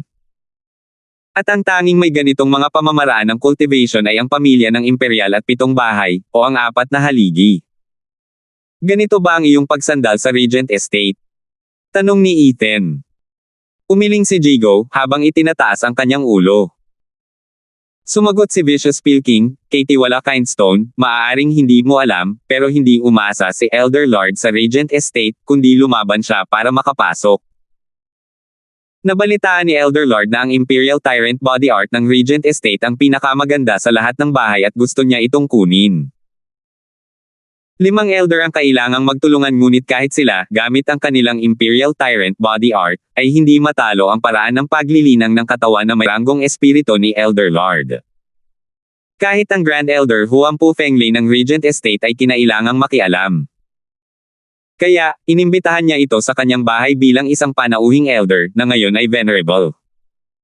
Isa ito sa mga pambihirang pangyayari sa kasaysayan ng Regent Estate. Ibinaling ni Vicious Pill King ang kanyang mga matang puno ng paghanga kay Jigo. Mas lalong umangat ang ulo ni Jigo, na para bang posible iyon, habang hinahaplos niya ang kanyang ego sa tamang lugar. Parang sinasabing, tingnan mo, hindi ako pumunta roon para magmakaawa, ang Regent Estate ang nag-imbita sa akin. Pero naintindihan ni Ethan ang lahat at sumangot sa loob. Ang tinatawag na imbitasyon na ito ay matapos siyang maging isang sensasyon. Ang Regent Estate ay puno ng panganib. Gaano ka man katatag, ang isang eksperto sa Profound Heaven ay malapit ng mabuwal sa kung saan bago pa man siya makagawa ng anumang uri ng eksena. Malinaw na ginamit niya ang sarili niyang lakas para irekomenda kung gaano siya kaangkop para sa Regent Estate. Kung papasok ako, ang naisip kong bersyon ng Imperial Tyrant Body Art ay mas lalakas sana kaysa sa kanila, kaya mas lalakas ang kapangyarihan ng Regent Estate. Gayunpaman, ang isang body cultivator na palaging abala sa kanyang pagsasanay ay may oras pa rin upang malinang ang ganitong katusuhan ay isang pambihira. Kasalanan siguro ng paghabol na iyon. Mas lalong naging kaaya-aya si Jigo sa paningin ni Ethan. Malakas ang loob at talino ng lalaking ito sa Radiant Stage. Isa siyang mahusay na specimen. Kinamot ang ilong ni Ethan at ngumiti, sa madaling salita, si Elder Lord ay isang panatiko sa pakikipaglaban. Ginagawa niya ang lahat para sa kapangyarihan. Iisa lang ang buhay mo. Kung hindi ka lalaban para umangat sa harap ng karamihan, wala kang kwenta para mabuhay. Tumingin si Jigo sa kalangitan at bumaantong hininga. Nagsalita si Ethan, ngayon, alam ko na kung ano ang gusto ni Elder Lord. Teka, ayokong makita mo akong. May sarili akong paraan ng paglilinang. Pinutol siya ni Ethan, pero ang hindi ko maintindihan ay kung bakit si Elder Lord, na panauhing venerable ng Regent Estate, at may alam sa Imperial Tyrant Body Art, ay hahabulin ang aking cultivation method. Bata, hindi naman talaga ako. Maging prangka ka sa akin. Sinulyapan siya ni Ethan at buong pagmamataas na sinabi, kung hindi magiging tapat si Elder Lord, hindi mo makukuha ang gusto mo sa akin. Dahil hindi ko alam kung ano talaga ang gusto mo. Nauutol na tumingin si Jigo kay Ethan ng may paghanga. Hindi siya pangkaraniwang bata. Iilan lang ang makakatitig sa isang eksperto sa Radiant Stage. Hindi nakakapagtaka na gusto ni Leng na personal ko siyang makausap. Bumantong hininga si Jigo at tumango, oo nga. Pumunta ako ngayon para sa isang paraan ng paglilinang. Humph, ako ang panauhing venerable ng Regent Estate, ngunit ang Imperial Tyrant Body Art lamang ang naibigay nila hanggang sa ikapitong yugto, at hindi kasama ang huling dalawa. Gayunpaman, ang mga mas mahihina sa akin ay maaring magsanay nito ng walang pag-aalala. Nakakatawa. Kung nagsanay ako hanggang sa ikasyam na yugto, wala akong tatalo. Kahit ang mga Divine Dragon ng pamilya ng Imperial ay hindi makakapantay. Bakit hindi nila ako binigyan ng mga huling yugto? Binitawan ni Jigo ang lahat ng kanyang hinanakit na siyang ikinagulat ng dalawa at umiling bilang pangungutya. Talagang mahilig sa pakikipaglaban ang lalaking ito, parang Diyos pa nga. Mapipigilan kaya siya ng Regent Estate kung sakaling maging invincible siya? Humph, matagal na siyang outsider. Hindi ko rin naman ibibigay yan kung hindi kita kayang kontrolin. Sinabi na ni Ethan ang mga salitang iyon, ngunit nabubuo na ang plano sa kanyang isipan. Maaaring madamay ang lalaking ito. Pero, kailangan niyang ayusin ang padalos-dalos niyang pag-uugali at hayaan siyang sumunod. 182. Bata, naging bukas ako sa'yo. Ngayon, ikaw naman ang magsasabi sa akin ng paraan mo ng body cultivation. Gusto pa rin niyang magpanggap na senior, pero mahirap tiisin ang prangka ni Ethan. Kaya bumalik siya sa kanyang pagiging mad deeper, magnanakaw. Kinamot ang ilong ni Ethan at ngumiti, Elder Lord, paano mo nalaman na mas mahusay ang aking cultivation method kaysa sa Imperial Tyrant Body Art? Humph, kahit sino ay makakaalam pagkatapos ng stunt na ginawa mo sa Drifting Flower City. Bumantong hininga si Jigo, papasok pa lang si Quinley sa ikapitong yugto ng Imperial Tyrant Body Art, pero isa lang ang kaya niyang inumin na bursting pill. At saka, ikaw naman, uminom ng 5 at agad na pinatay. Kahit ang bulag ay nakakakita kung sino ang mas magaling. Nagtinginan sina Ethan at Vicious Pilking at tumango. Hindi lahat ay tanga na kayang malaman kung alin ang alin. Gayunpaman, pinili pa rin ni Ethan na umiling, Elder Lord, isa kang kilalang senior, malinaw na malinaw sa kapangyarihang taglay ng Imperial Tyrant Body Art. Isipin mo, gaano karaming mga paraan ng cultivation ang maaaring higaitan ito. Nawala ng malay si Jigo. Hahaha, Elder Lord, dahil alam mo na ang buong kwento ng nangyari sa Drifting Flowers Edifice, alam mo rin siguro kung ano ang isa ko pang titulo. Mahal na alchemist na si Ethan. Natigilan si Jigo, ang ibig mong sabihin. Tumango si Ethan nang may mapanlinlang na ngiti, nagawa kong ipakita ang ganitong kapangyarihan gamit ang aking katawan dahil sa aking pamamaraan ng paglilinang, oo, pero salamat na rin sa mga pildores na personal na pino. Isa lang ay sapat na para mapalakas ang aking kapangyarihan ng 5 beses. Ano, posible ba iyon? Mas malakas kaysa sa karaniwan ang mga body cultivator dahil sa kanilang matitibay na katawan. At ang tanging paraan para makamit ito ay sa pamamagitan ng mahirap na pagsasanay, walang exception. Pero kung may tableta na kayang gawin ang parehong bagay, saan napupunta ang bentahe ng mga body cultivator? Mayroon bang ganitong kamahimalang tableta ang mundo? Nagduda si Jigo, ngunit may katotohanan ang loika ni Ethan. Paano pa kaya makakalaban Ethan si Quinley gamit ang kanyang bone tempering stage cultivation? Malinaw na nag-aalangan si Jigo, pero malamig niyang sinabi, bata, bigyan mo ako ng gamot o sasayangin kita. Hindi pwede, kinain ko na silang lahat. Paano ko pa kaya naubos si Quinley? Kung gayon, mas mabuting gumawa ka. Hindi ba't isa kang alchemist? Naubusan na ng sangkap. Kung gayon, mananatili ako sa iyo hanggang sa makuha mo sila. Sigaw na ngayon ni Jigo. Nakataas ang kilay ni Ethan at nakita niya si Vicious Pilking na nagpapakita ng kakaibang ngiti. Isa nakitang-kita ni Jigo. Kung ganoon, kailangan ko ang dugo ng isang red-tail ice fox, isang third-level beast. Tara, pumunta tayo sa Beastland Mountain Range, mungkahi ni Ethan. Kinawayan siya ni Jigo habang nakangiti, teka lang. Bakit tayo aabot ng ganoon? Maraming mga third-level spiritual beasts sa kalapit na kagubatan. Hindi sila kasing dami sa Beastland Mountain Range, pero sapat na siguro para sa pagpipino. Nakasimangot na sabi ni Ethan at walang nagawa kundi bumantong hininga at tumango, sige. Tara na. Lumingon siya at tiningnan si Vicious Pilking. Tila hindi ito nahalata ni Vicious Pilking ngunit nakabantay si Jigo na mapansin ang kakaibang kilos na ito. Hinailan niya si Kindstone sa balikat at sumimangot, bata, hindi tayo kailangan ng isang third-level spiritual beast. Hayaan mo na si Sam habang naghihintay tayo. Hahaha, isa akong alchemist at binibigyang pansin ko ang mga detalye kapag pumipili na kahit anong sangkap. Paano ko naman pala hahayaang umalis si Elder yan? Pinunasan ni Ethan ang pawis sa noo niya. Sumanghel si Jigo sa loob. Hindi niya alam kung ano ang plano ni Ethan, pero kumakalat ang mga chismis tungkol sa kanyang katusuhan at pagtataksil. Mas makabubuting mag-ingat. Ilan ang dugo ng batang ito na napunta sa kamay ng batang ito dahil lang sa minamaliit nila siya. Veterano si Jigo at napagtagumpayan niya ang lahat. Tumawa siya, hahaha, bata, tumigil ka na. Sabi ko mag-isa siyang pupunta at iyon na ang desisyon. Isa rin siyang alchemist at alam niya kung anong espiritual na halimaw ang pipiliin. Nagngangalit ang mga ngipin ni Ethan, kumunat ang noo, ngunit bumantong hininga sa huli at kumuha ng isang gourd mula sa kanyang singsing, Elder yan, narito ang mga paboritong bulate ng red-tail ice fox. Gamitin mo ito para mahuli mo agad.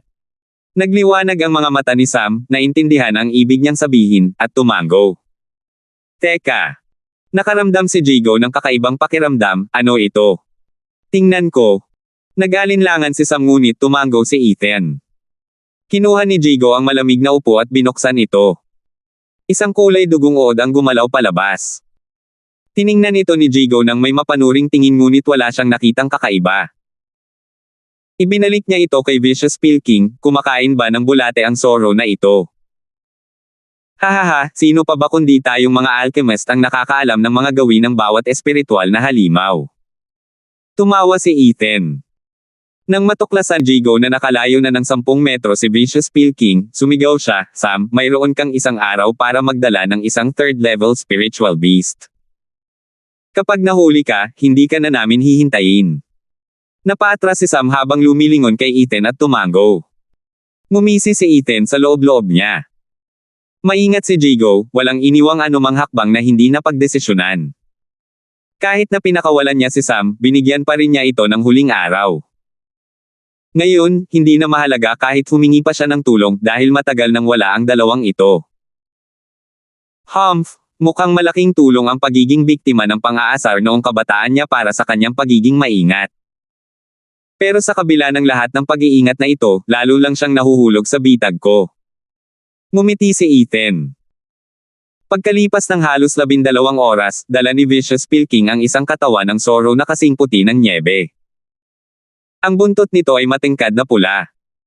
Ibinaba ni Vicious Pilking ang katawan at ibinalik ang gourd kay Ethan nang bahagya siyang tumango. Ngumiti si Ethan, ngayon, maaari na nating pinuhin. Teka. Muling sumiksik si Jigo, ang kanyang mga mata ay kumikislap ng nakakatakot. Isang pitik ng kanyang daliri ang hamati sa Zoro sa dalawa. Yumuko si Jigo at pinisil ang mga bahagi hanggang sa lumabas ang isang pulang uod. Maaari ka nang magsimula. Dinurog ni Jigo ang bulate hanggang sa maging pustiso. Nagulat si Vicious Pilking ngunit nakita niyang kalmado rin si Ethan. Kaya ngayon ay magpipino ako ng body pill para kay Elder yan upang patunayan ang aking mga salita. Huminga ng malalim si Ethan at ginamit ang kanyang Yuan Chi Flame. Pero sigaw si Jigo, teka. Gusto ko ng 10. Mas marami ka, mas mabuti. Pero minsan mo lang yan pwedeng inumin sa buhay mo. Kung kukuha ka pa ng sobra, wala nang silbi. Kumunat ang noo ni Ethan. Tumatawa, matalim ang mga mata ni Jigo, kung sasabihin kung gumawa kayo ng 10, iyon ang gagawin ninyo. Maliban na lang kung ayaw niyong dalawa na ay patong ang ulo ninyo sa balikat ninyo. Dahil sa kawalan ng mas mainam na opsyon, sinimula ni Ethan ang pagpino. Nang malapit ng maluto ang mga tableta, idinagdag niya ang dugo ng Ice Fox. Kasabay ng isang ugong, 10 tableta na naglalabas ng malamig na hangin at kulay pula ay lumipad papunta sa palad ni Ethan. Napasigaw si Jigo sa gulat, bakit ang lamig-lamig nila pero galing pa sila sa apoy ng Yuan Chi. Maaaring hindi alam ni Elder Lord na ang tabletang ito para sa ikatlong baitang, ang freezing body pill, ay isang sekreto ng angkan. Pinino gamit ang apoy na yin-yang, mainit ito sa loob at malamig sa ibabaw. Kapag nainom na, ang init at lamig ay dadaan sa katawan ng daan-daang beses, na magpapatatag dito, paliwanag ni Ethan. Inabot ni Jigo ang kamay niya, bigyan mo ako ng isa. Tumanggaw si Ethan, bilang pagsang-ayon sa kanyang kahilingan. Teka. Ngumiti ng palihim si Jigo, ibigay mo sa akin ang siyampa. Kumunat ang noo ni Ethan ngunit sumunod naman. Itinuro ni Jigo ang hawak ni Ethan at sinabing may malamig na ngiti, bata, kainin mo na. Sabi ko na nga ba, minsan lang epektibo ang tabletang ito. Kumunat ang noo ni Ethan. Tumatawa, tinitigan siya ni Jigo, alam ko naman. Pero hindi mahalaga kung uminom ka pa ng isa. Kung hindi mo kakainin, tiyak na may depekto ang tabletang ito at papatayin kita.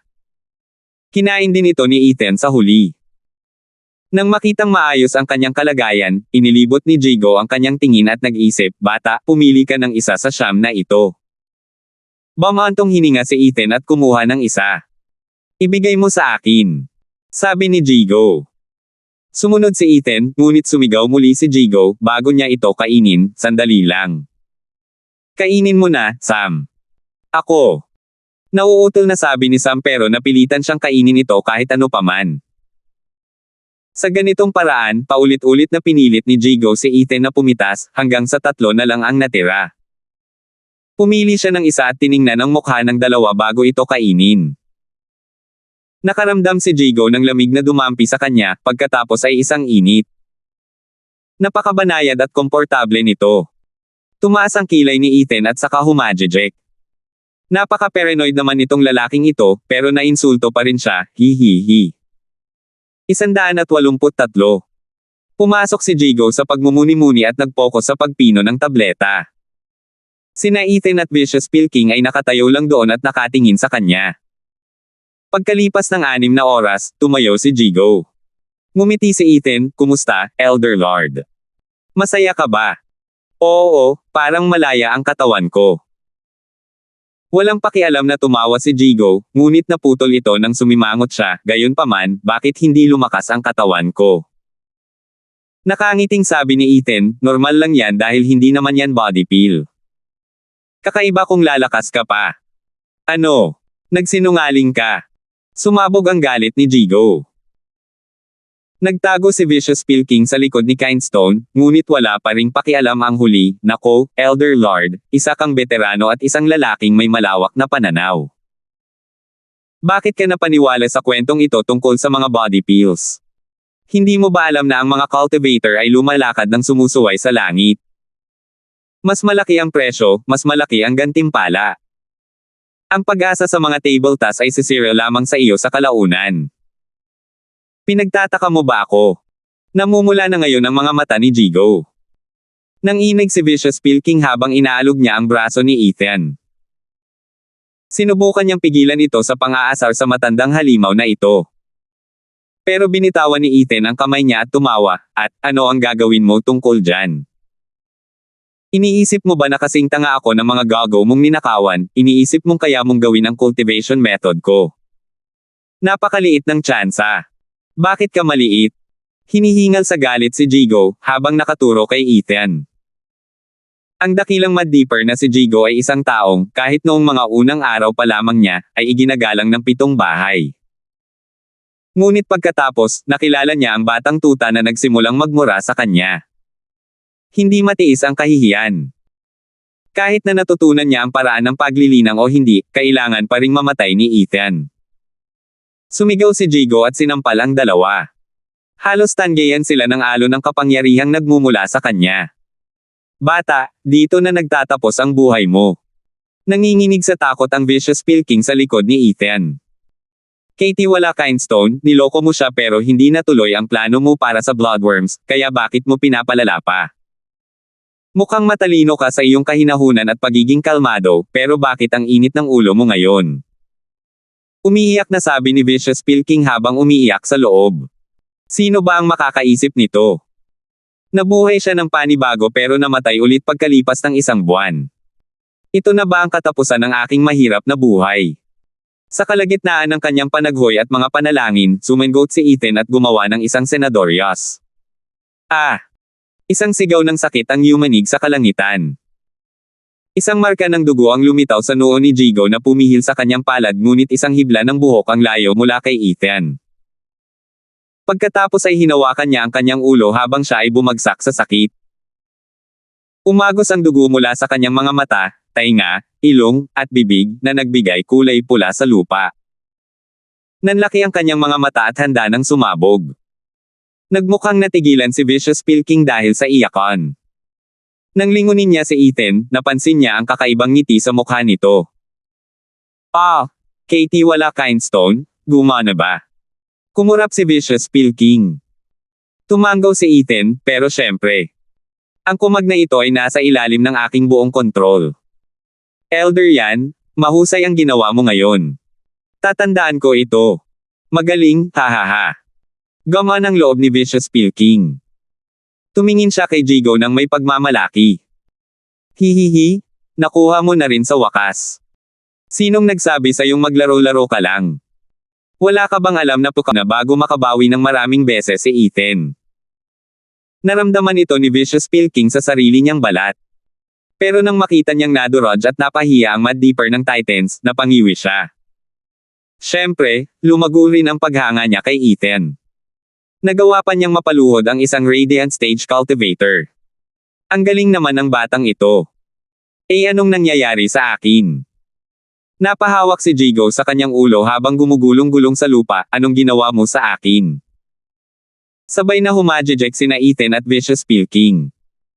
Ininom ni Ethan ang natitirang 2 tableta at sinabi, Elder Lord, sigurado akong alam mo na.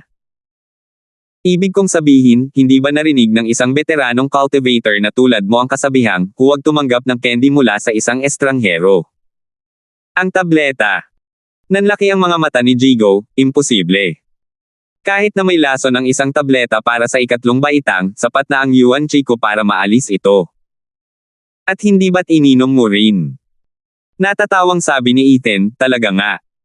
Pero pasensya na, ligtas naman itong tableta. Wala itong lason, pero nakakapagpaginhawa ito ng katawan. Ang munting kaibigan mo ang siyang sumisira sa katawan mo. Iniabot ni Ethan ang gourd at isang bloodworm ang lumabas. Alam ni Jigo na may mali rito, ngunit hindi niya inakalang magiging ganito kalaki ang panganib at mapatay siya sa gilid ng bangin. Ito ang aking malademonyo, si Bloodworm. Kinokontrol nito ang iyong dugo. Nakaugnay ako rito at ang isang kaisipan ko ay sapat na para ilubog ka sa isang mundo ng sakit. Gumagana rin ito kahit sa isang eksperto sa Radiant Stage na tulad mo at wala kang magagawa tungkol dito. Nagulat si Jigo at nagpalibot-libot ng kanyang mga mata, habang ipinapakita ang kanyang pagdududa, hindi maaari yan. Sinuri ko ang bawat sangkap na ginamit mo, kahit ang patay na Zoro at walang problema sa mga ito. Napatay ko ang bloodworm sa simula pa lang. Sinasabi mo bang hindi namatay ang bulate noong pino? Nagtataka rin si Vicious Pilking tungkol dito. Ito ang dahilan ng kanyang pagkadismaya kanina. Hindi niya lang alam kung paano nagawa ni Ethan na mapalunok ang matandang ito ng bloodworm. Hahaha, alam ko rin yan. Bakit ko pa ipupropose ang red-tailed ice fox? Tumawa si Ethan at nagningning sa karunungan ang mga mata, ang bloodworm ko ay nakatira sa napakalamig na mga lawa, at ang pangunahing katangian ng ice fox ay ang nagyayelong dugo nito. Kaya, pinakain ko ito kay Elder yan ng bloodworm, pero hindi ko ito isasama sa tableta mamaya. Ginawa ko lahat iyon para mangitlog ito. Maaaring napatay mo na ang bloodworm, pero ang nagyayelong dugo ay puno ng mga itlog. Ngayon naiintindihan ko na. Sa ilalim ng masusing pagsusuri ng isang eksperto sa Radiant Stage, mapapansin nila ang anumang bakas ng buhay sa loob ng ilang segundo. Ngunit ang isang itlog ay hindi mabubuhay hanggat hindi ito napipisa. Dahil dito, walang silbi ang paghahanap ni Jigo. Bulalas ni Vicious Pilking habang hinahalikan si Ethan, si Katie wala Kindstone ay isang panta sa lahat ng aspeto. Kahit ang veteranong si Jigo ay hindi kayang tapatan ang iyong perpektong mga pukana. Hangang-hanga ako. Hindi tama iyan. Paano mo nagawang lumaki ng ganito kabilis ang bloodworm mula sa isang itlog lamang? Hindi pa rin makapaniwala si Jigo. Kasabay ng isang magaan na ngiti, ibinigay ni Ethan ang paliwanag sa isang casual na tono, mayroon kang lakas ng tableta na dapat ipagpasalamat para dyan. Gaya ng sinabi ko, ginamit ko ang apoy ng yin at yang sa pagpipino. Kung hindi ko ginawa iyon, sisirain ng apoy ng yang ang itlog sa dugo. Ang natitira ay gaya ng naiintindihan mo na. O masangkop na sabihin, mararamdaman sa iyong sariling balat. Malayang lumilipat ang tableta mula yin patungo sa yang. Minsan ang init ng tagsibol, at minsan ang lamig ng isang blizzard sa taglamig. Ginagaya nito ang 4 na panahon. Kahit na maaaring 6 na oras, para sa bloodworm, katumbas ito ng mga dekada. Hindi pa kasama rito, pinapabilis ng tabletang ito ang pulso mo, para lang makatulong sa paglaki ng maliit na bloodworm. Hindi ito pildores para sa katawan, kundi isa na nagpapadali sa daloy ng dugo, ang spring peel. Lubos na ikinagulat ni Jigo ang paliwanag. Hindi niya kailanman inakalang darating ang araw na ito. Walang humpay siyang naglakbay sa buong imperyo para lamang mahulog sa kamay ng isang kalokohan. Natawa na lamang siya sa sarili dahil sa pagiging sakam. Ito ang nagpabagsak sa kanya. Pero muling naunawaan ni Ethan ang kanyang sinabi, hahaha, iniisip mo siguro na ang kasakiman ang nagdala sa iyo sa gulo na ito, di ba? Mali. Likas na sakam ang mga tao. Alisin mo na ang iyong pagnanasa, at magiging tao ka pa rin ba? Ayos lang ang pagnanasa, pero huwag na huwag kang susubok na gumawa ng shortcut. Walang tinatawag na miracle pill para maging malakas ka. At kahit na mayroon, mas malaki ang halagang babayaran mo para dito. Pagkatapos ay naglagay si Ethan ng isang jade slip sa kanyang paanan, na nagpahinto sa pagpapahirap ng bloodworm habang patuloy siyang nangangaral, tulad ng sinabi ko. Mayroon akong sariling paraan ng cultivation. Ito ay tinatawag na Wraith Art, isang mid-profound rank demonic method na may kamangha-manghang kapangyarihan. Sanayin ito hanggang sa matapos at hindi ito magkukulang ng kahit isang bit sa pinakamataas. Walang duda na mas malakas ito kaysa sa Imperial Tyrant Body Art. Kasabay nito, bibigyan din kita ng 3 magkatugmang profound rank martial arts. Kung handa kang yumuko at sumama sa akin at sa angkan ng Larsen, buhatin mo ito at maging nakatatanda nito. O, maaari ka nang umalis, bumalik sa Regent Estate bilang isang panauhing venerable. Hindi kita pipigilan. Habang nakatingin ng diretso sa mga mata ni Ethan, nahalata ni Jigo ang sinseridad nito. Dahan-dahan niyang inabot ang jade slip habang bumubulong, gusto ko munang makita kung totoo ito at kung hindi ito kumpleto tulad ng ibinigay sa akin ng Regent Estate.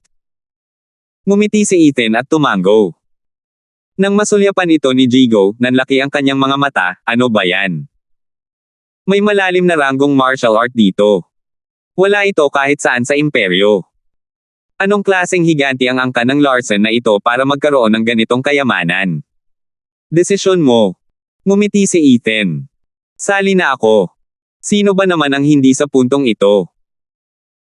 Inilagay ni Jigo ang jade slip sa kanyang singsing at tumawa, bata, mas maaga pa sana akong pupunta sa tabi mo kung ipinakita mo lang sa akin ang pamamaraan ng paglilinang na ito. Ano pa ang kailangan para sa lahat ng balabal at punyal na iyon? Hihihi. Hindi mo sinasabi. Dahil alam na niya ang iniisip niya, malamig na ngumiti si Ethan, hindi ba't pinatay mo na lang ako para patahimikin ako, at kunin ang ulo ko bilang gantimpala? Napakamot si Jigo sa kanyang ulo dahil sa pagkalantad ng kanyang puso. Si Ethan ay gaya ng sinasabi ng mga chismis. Walang nakakaligtaan sa kanya. Hindi nakakapagtaka na nakakakilos siya ng mahinahon matapos mapatay ang 6 na eksperto. Dahil sa talentong ito, tiyak na mas magiging epiko ang laki ng angkan. Hindi ako nawala ng gana sa pagsunod sa kanya. Natawa si Jigo sa loob-loob niya. Maaaring napilitan siyang lumipat ng kampo pero masasabi mong nakipagpalit siya. Dahil dito, isa pang mahirap at dismayadong eksperto ang sumakay. Hindi naman alintana ni Ethan. Hindi ba't mabuti kung magtitiwala sila sa angkan ng Larsen? Bagamat maaaring makaranas sila ng bahagyang pagkadismaya kapag nakita nila ito. Medyo nahiya si Ethan sa huling naisip niya. 184. Ang lungsod ng dragon na nakakulong ay nakasandal sa walang katapusang milya-milya ang haba ng bulwark range. 4 na matatayog na taluktok, nakausling mga gilid ng bangin, at mga tipak ng bato na nababalutan ng ulap ang nakapalibot sa lungsod. Mula sa itaas, ang 4 ay tila mga pako na nagpapako sa isang mapagmataas na dragon na siyang nagpaparusa dito magpakailanman. At ang lungsod na ito ang pinagmula ng pinuno ng 7 bahay, ang Regent Estate. Isang matandang lalaki na nasa edad 50, na may lubog na pisngi at maputlang parang papel, ang nakatayo ngayon sa harap ng nagbabantang tarangkahan ng lungsod. Ang kanyang buhok ay nakabundle, parang sa isang iskolar, na nagpapahiwatig ng isang pino at magalang na anyo. Ngunit ang uhaw sa dugo sa kanyang mga mata ang sumire sa imaheng ito. 2 eksperto ng Profound Heaven ang pumaligid sa kanya, ngunit ang kanilang saloobin ay medyo nakayuko sa matandang lalaki, na may bahid ng takot na halong nasa loob. Swoosh! Biglang may 3 ilaw na kumislap sa harap nila. Sila ay walang iba kundi ang Pavilion Lord ng Veiled Dragon Pavilion, si Rufus, ang 3 Elder at si Jackson. Pinararangalan mo ako, Pavilion Lord Long, sa iyong pagdating. Patawarin mo ako sa aking pagkahuli sa pagtanggap sa iyo. Bahagya na yumuko ang scholar kay Rufus, ngunit walang bakas ng paggalang sa kanyang mukha. Mabilis at may paggalang na ibinalik ni Rufus ang pagbati, wala itong kinalaman dito. Paano ko naman magagawang hilingin kay Sir Leng na pumunta ng personal? Binigyan mo ako ng napakaraming respeto sa pamamagitan lamang ng paghihintay sa akin. Hahaha, magalang naman si Lord Long sa pavilion. Nararapat lang na gawin ko iyon, bilang kaitiwala ng Regent Estate.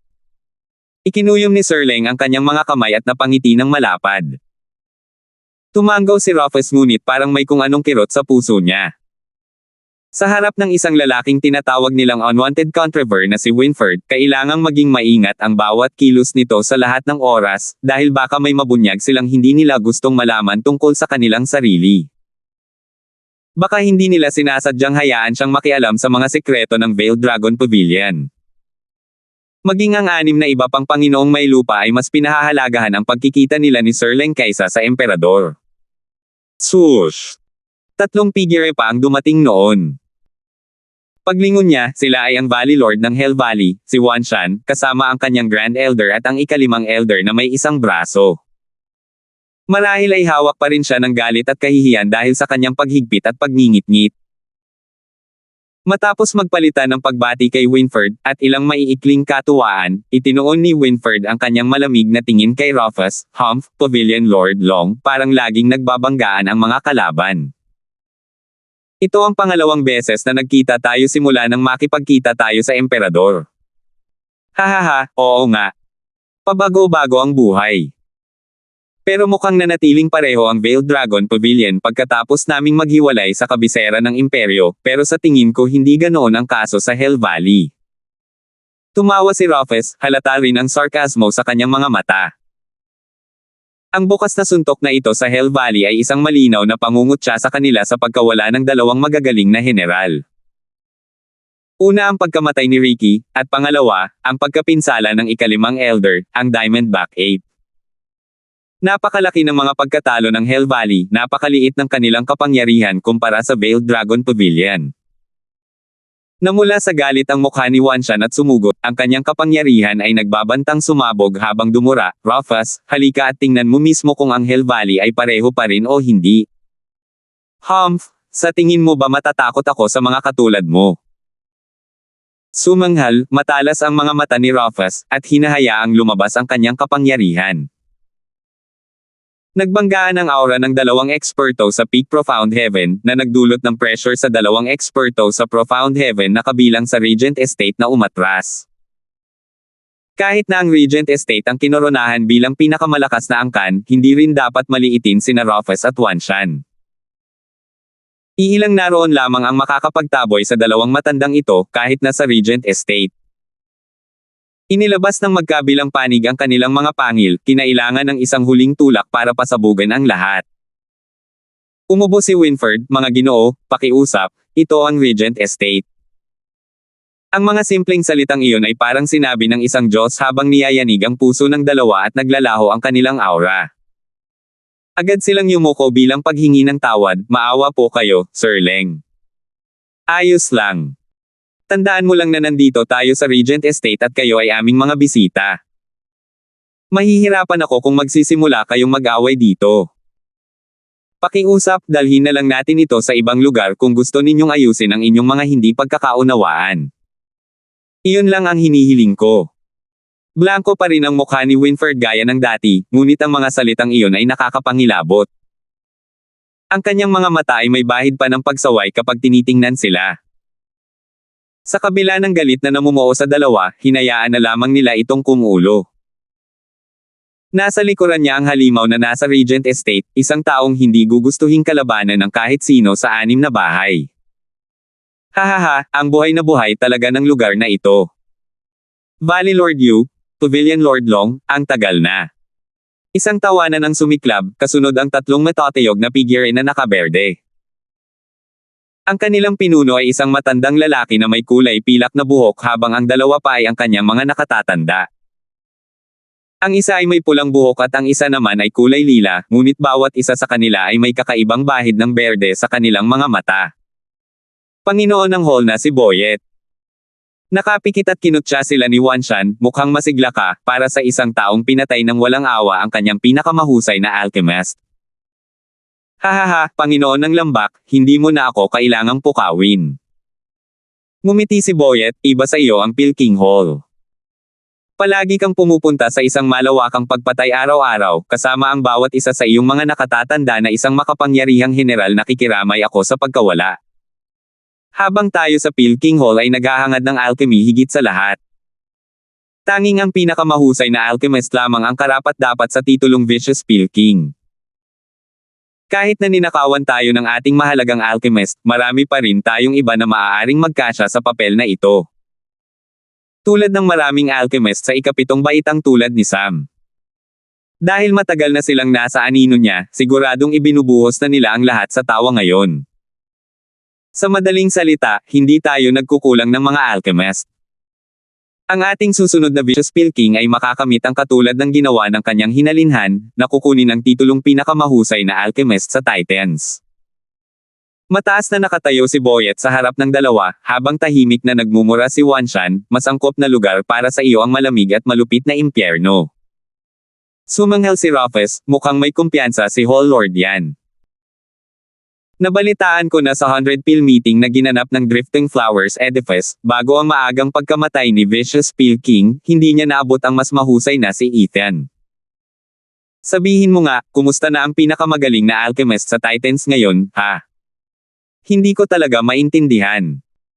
Sa unang pagkakataon simula nang dumating siya, naging mas madilim ang mukha ni Boyet, kumikislap ang kanyang mga mata sa uhaw sa dugo, humph, at kung mamamatay si Ethan.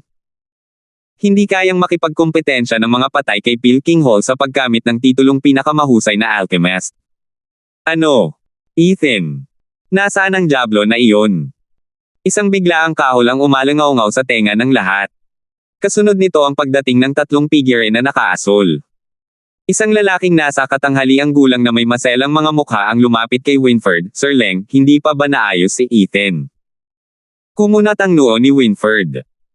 Si Mary Woods ang pinakatangang kakampi na hindi gugustuhin ni Newman. Pwede ka bang magsalita ng mas malakas? Sa tingin ko hindi ka narinig ng malinaw ng lahat. Huli na ang lahat. Nahulaan na ni Rufus habang sumusulyap sa dalawa. Umubo si Winfred, Lord of Houselin, mag-ingat ka sana. Nandito kaming lahat para mag-isip ng stratehiya kung paano aalisin ang diablo na iyon sa mundo. Naku, Luban, bakit pakiramdam ko nagsimula ka ng umarte? Naghahanap ng clue, tseke, o kahit ano ang mga mata ni Luban. Walang pakialam na tumango si Luban Lin, tama. Pinatay ng baliw na iyon ang ating ika-6 na elder. Paano tayo hindi makakaganti? Sa pagkakataong ito, nagpadala tayo ng 2 eksperto sa Profound Heaven. Panginoong Kapulungan Lin, napakatuso ni Ethan. Hindi nararapat na kumilos ng mag-isa si Mary Woods. Magtulungan tayong lahat dito pagkatapos ng pagtitipon ng 7 bahay. Pumagit na si Winfred bago pa man makagawa ng mas malaking pinsala ang maluwag na dila ni Luban. Nagulat si Luban, anong ibig mong sabihing mag-isa? Hindi ba't kasama ka rin doon? Ngunit ang nakamamatay na titig ni Winford ay nagpatigil sa kanya bago pa niya maibuka ang kanyang tuka. Gayunpaman, nahulaan na ni Rufus ang nangyari. Lumilipat na ang Regent Estate bago pa man ang Seven Houses Gathering. At tila hindi nila isinama ang Veiled Dragon Pavilion. Isa itong malinaw na indikasyon na nalampasan na ng Regent Estate ang Veiled Dragon Pavilion mula sa kanilang listahan ng mga kakampi. Ito ay nangangahulugan ng problema. Kung ang layunin ng Regent Estate ay pamunuan ang lahat ng 7 bahay, tiyak na gagawin nilang halimbawa ang Veiled Dragon Pavilion sa pamamagitan ng pagpuksa sa atin. Lihim na bamaantong hininga si Rufus. Maaari ko lamang ipagdasal ang kaligtasan ni Ethan, na tulungan niya tayo kapag siya ay naluklok sa kapangyarihan. Kailangan mong matiling buhay anuman ang mangyari. Hahaha, ang tagal na rin simula nang huli itong naging ganito kaabalang tao rito. Isang siglo na siguro ang nakalipas simula noong huli tayong nagtipon. Isang biglaang hajejek ang sumunod sa isang scholar na lalaking nasa katanghaliang gulang na may mahabang balbas, kasama ang 2 nakatatanda sa likuran. At isa sa kanila ay ang ika-8 na nakatatanda ni Sword Marquis Abode, si Solfred Gian. Nagtama ang mga mata ni na Solfred Gian at Jackson at tumango sila sa isa't isa. Sa Drifting Flower City, si Ethan ang nagtulak para palihim na mas makilala sina Sword Marquis Abode at Veiled Dragon Pavilion. Nagningning ang mga mata ni Rufus sa bagong dating, at sa wakas ay nakilala niya ang isang kakampi, at tumawa, hahaha, Abode Lord Skybreak ang Rendon Graham, nagkita na tayo sa wakas. Pavilion Lord Soaring Dragon Rufus, matagal na rin kitang inaabangan. Ikinuyom ni Rendon ang kanyang mga kamay, sabay na tumawa sa isang dahilan na sila lang ang nakakaalam. Ang 2 ito ay mga House Lord pa lang, hindi pa sila nagkikita kahit kailan pero dahil magkakampi na sila ngayon, mas maayos na ang kanilang pagkakakilala sa isa't isa. Nanginig ang mga kilay ni Winford. Halos nandito na lahat ang 7 bahay. Pero dahil sa kapahamakang sakuna ng Drifting Flowers edifice na dulot ng demonyong iyon, naniniwala akong nakatali ang mga kamay nila at hindi sila makakasama sa atin. Tara na. Sino ang nagsabing nakatali ang mga kamay ng Drifting Flowers edifice? Isang malinaw at makapangyarihang boses ang pumutol sa pananalita ni Winford. Pagkatapos ay isang kalabog ang umalangaw-ngaw kasabay ng pagbagsak ng isang ginintoang tungkod na may ulo ng dragon sa lupa. Nang makita siya ay nanlaki ang mga mata ng iba, maging si Winford. Buhay pa rin ang matandang babae. 185. Isang babaeng may hubog ng katawan na nasa edad 40, malaya mula sa mga pilat ng panahon, ay naglakad ng may dignidad at marangal na anyo. Sa bawat hakbang, ang ginintoang tungkod na may ulo ng dragon ay dumudurog sa bangkita. Kakatwa, sa sandaling iyon ay pati ang mga puso ng ibang tao ay lumundag din. Siya ang alamat na nagpapanatili sa Drifting Flowers edifice isang siglo na ang nakalilipas gamit ang sarili niyang 2 kamay, ang tinatawag nilang Lola, Benjo. Nabalitaan ni na Rufus at Rendon ang kanyang paggaling mula kina Jackson at Solfred Gian, ngunit ang makita siya ng personal ay ibang usapan na. Bawat isa sa kanila ay napanganga habang nanunood na parang nakakita ng multo. Hindi sila masisisi. Sa likod ni Lola ay sina Iris Overseer at Peony Overseer. Nakatayo silang mayabang at nakataas ang mga ulo, sa wakas ay nagawa na nilang ilabas ang matagal na nilang pinipigilang singaw. Ay imposible. Dapat patay ka na. Nauutol na sabi ni Hall Lord yan. Sumanghel si Benjo at sinulyapan siya at dumura, boyet yan, gugustuhin mo sana. Pero sa iyong pagkadismaya, buhay pa rin ako at maayos. Maaari pa nga akong makapasok sa Radiant Stage. Humph! Napansin ko ang iyong malalim na konsiderasyon para sa Drifting Flowers edifice sa mga nakaraang taon. Sisiguraduhin kong babayaran ko ang bawat paglabag. Nanginginig sa loob, si Boyet ay lumubog sa isang matinding depresyon.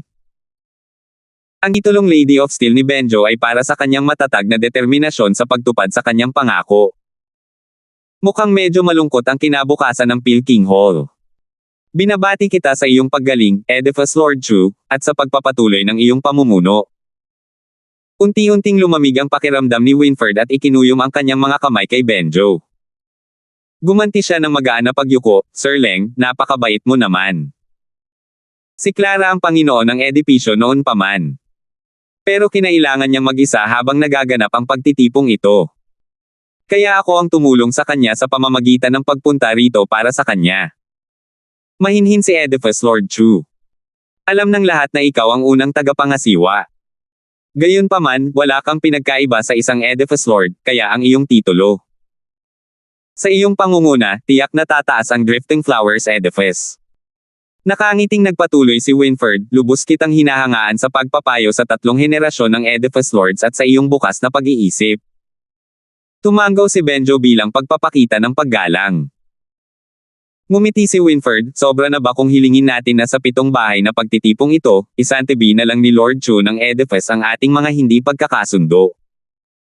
Hahaha, syempre naman, Sir Leng.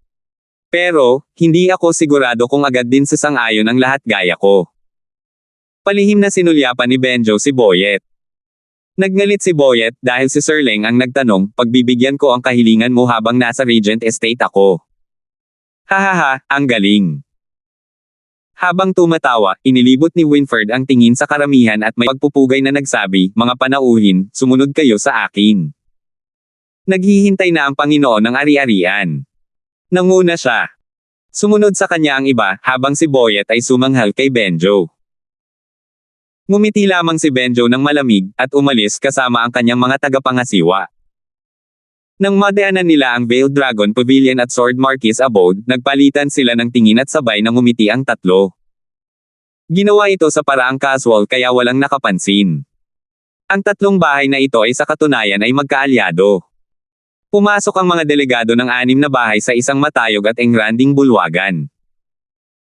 Ang mga ayos ay puno ng estilo at kahusayan, ngunit mayroon lamang 7 upuan. Malinaw na ito ay para lamang sa mga Panginoon ng sambahayan, habang ang kanilang mga detalye ay pinapanatiling matatag. Ito ay umani ng malaking pagtutol sa mga nakatatanda. Sila ay iginagalang sa kanilang sariling mga tahanan at maging ang kanilang Panginoon ng sambahayan ay nagpakita sa kanila ng wastong paggalang. Habang nandito, tila hangin ang trato sa kanila. Pumikit si Winford at sinenyasan ang sarili, maupo kayo habang hinihiling ko sa inyong mga kasama ang estate lord. At umalis siya. Nagkatinginan sina Boyet, Wanshan at Luban bago umupo. Kumurap-kurap si Benjo at naupo rin. Gayunpaman, ang mga matatanda ay pinatayo sa kanilang tabi. Nagpalitan ng tingin sina Rufus at Renden pagkatapos ay tumingin sa kanilang mga nakatatanda, hindi pa nakakapagdesisyon kung ano ang pinakamahusay na gagawin. Dapat ipaglaban ng isang pinuno ng sambahayan ang respeto ng kanyang mga nakatatanda. Ang pinakamahusay na paraan ay ang humingi ng mas maraming upuan sa Regent Estate. Ang mga matatanda ang mga haligi ng bahay, hindi lamang mga katulong na nanunood sa kanilang Panginoon na kumakain habang nakatayo sa isang tabi. Pero kakaiba ang pagkakaupo kaya't natigilan ang dalawa. Habang nagdedebate sila sa loob, isang matipunong lalaki na nakasuot ng gininto ang damit pang seremonya ang sumilaw sa pagpasok, kasama si Winford sa likuran niya. Siya ang Panginoon ng ari-arian, si Tenzin Donford. Tumayo ang mga tao at nagbigay ng kanilang paggalang. Gumanti si Tenzin ng kanilang kilos at umupo sa upuang pangkarangalan. Saka lamang umupo rin ang isa. Pinili ni Winford na tumayo sa likuran ni Tenzin, nang walang bahid ng reklamo. Isinaalang-alang ni Tenzin ang presensya ng lahat at, kahit na binalaan siya ni Winford, nagulat siya nang makita si Benjo na nandito pa rin, Oedipus Lord Chu, natutuwa akong makita kang malusog. Tumanggaw si Benjo, lubos akong nagpapasalamat sa mabubuting pag-iisip ng Estate Lord. Ang Drifting Flowers Edifice at Regent Estate ay palaging malapit. Ang paggaling ni Benjo ay isang masayang pangyayari para sa amin, Regent Estate, ngumiti si Tenzin at tinapik ang kanyang maputing nyebe na kamay. Umalis si Benjo na natatarante at namumula ang mga pisngi. Nako, Hipokrito. Palihim siyang isinumpa ni na Iris Overseer at Peony Overseer. Kung hindi dahil sa maagang babala ni Lola, malamang ay saysubog na ang gasket nila ngayon. Humarap si Tenzin kina Rufus at Renden, nagtanong ng may peking interes, Pavilion Lord Long, Abode Lord Graham, bakit kayo nakatayo? Nakikita ba ninyong kulang ang mga upuan ninyo? Papalitan ko ang mga ito para sa inyo. Hindi.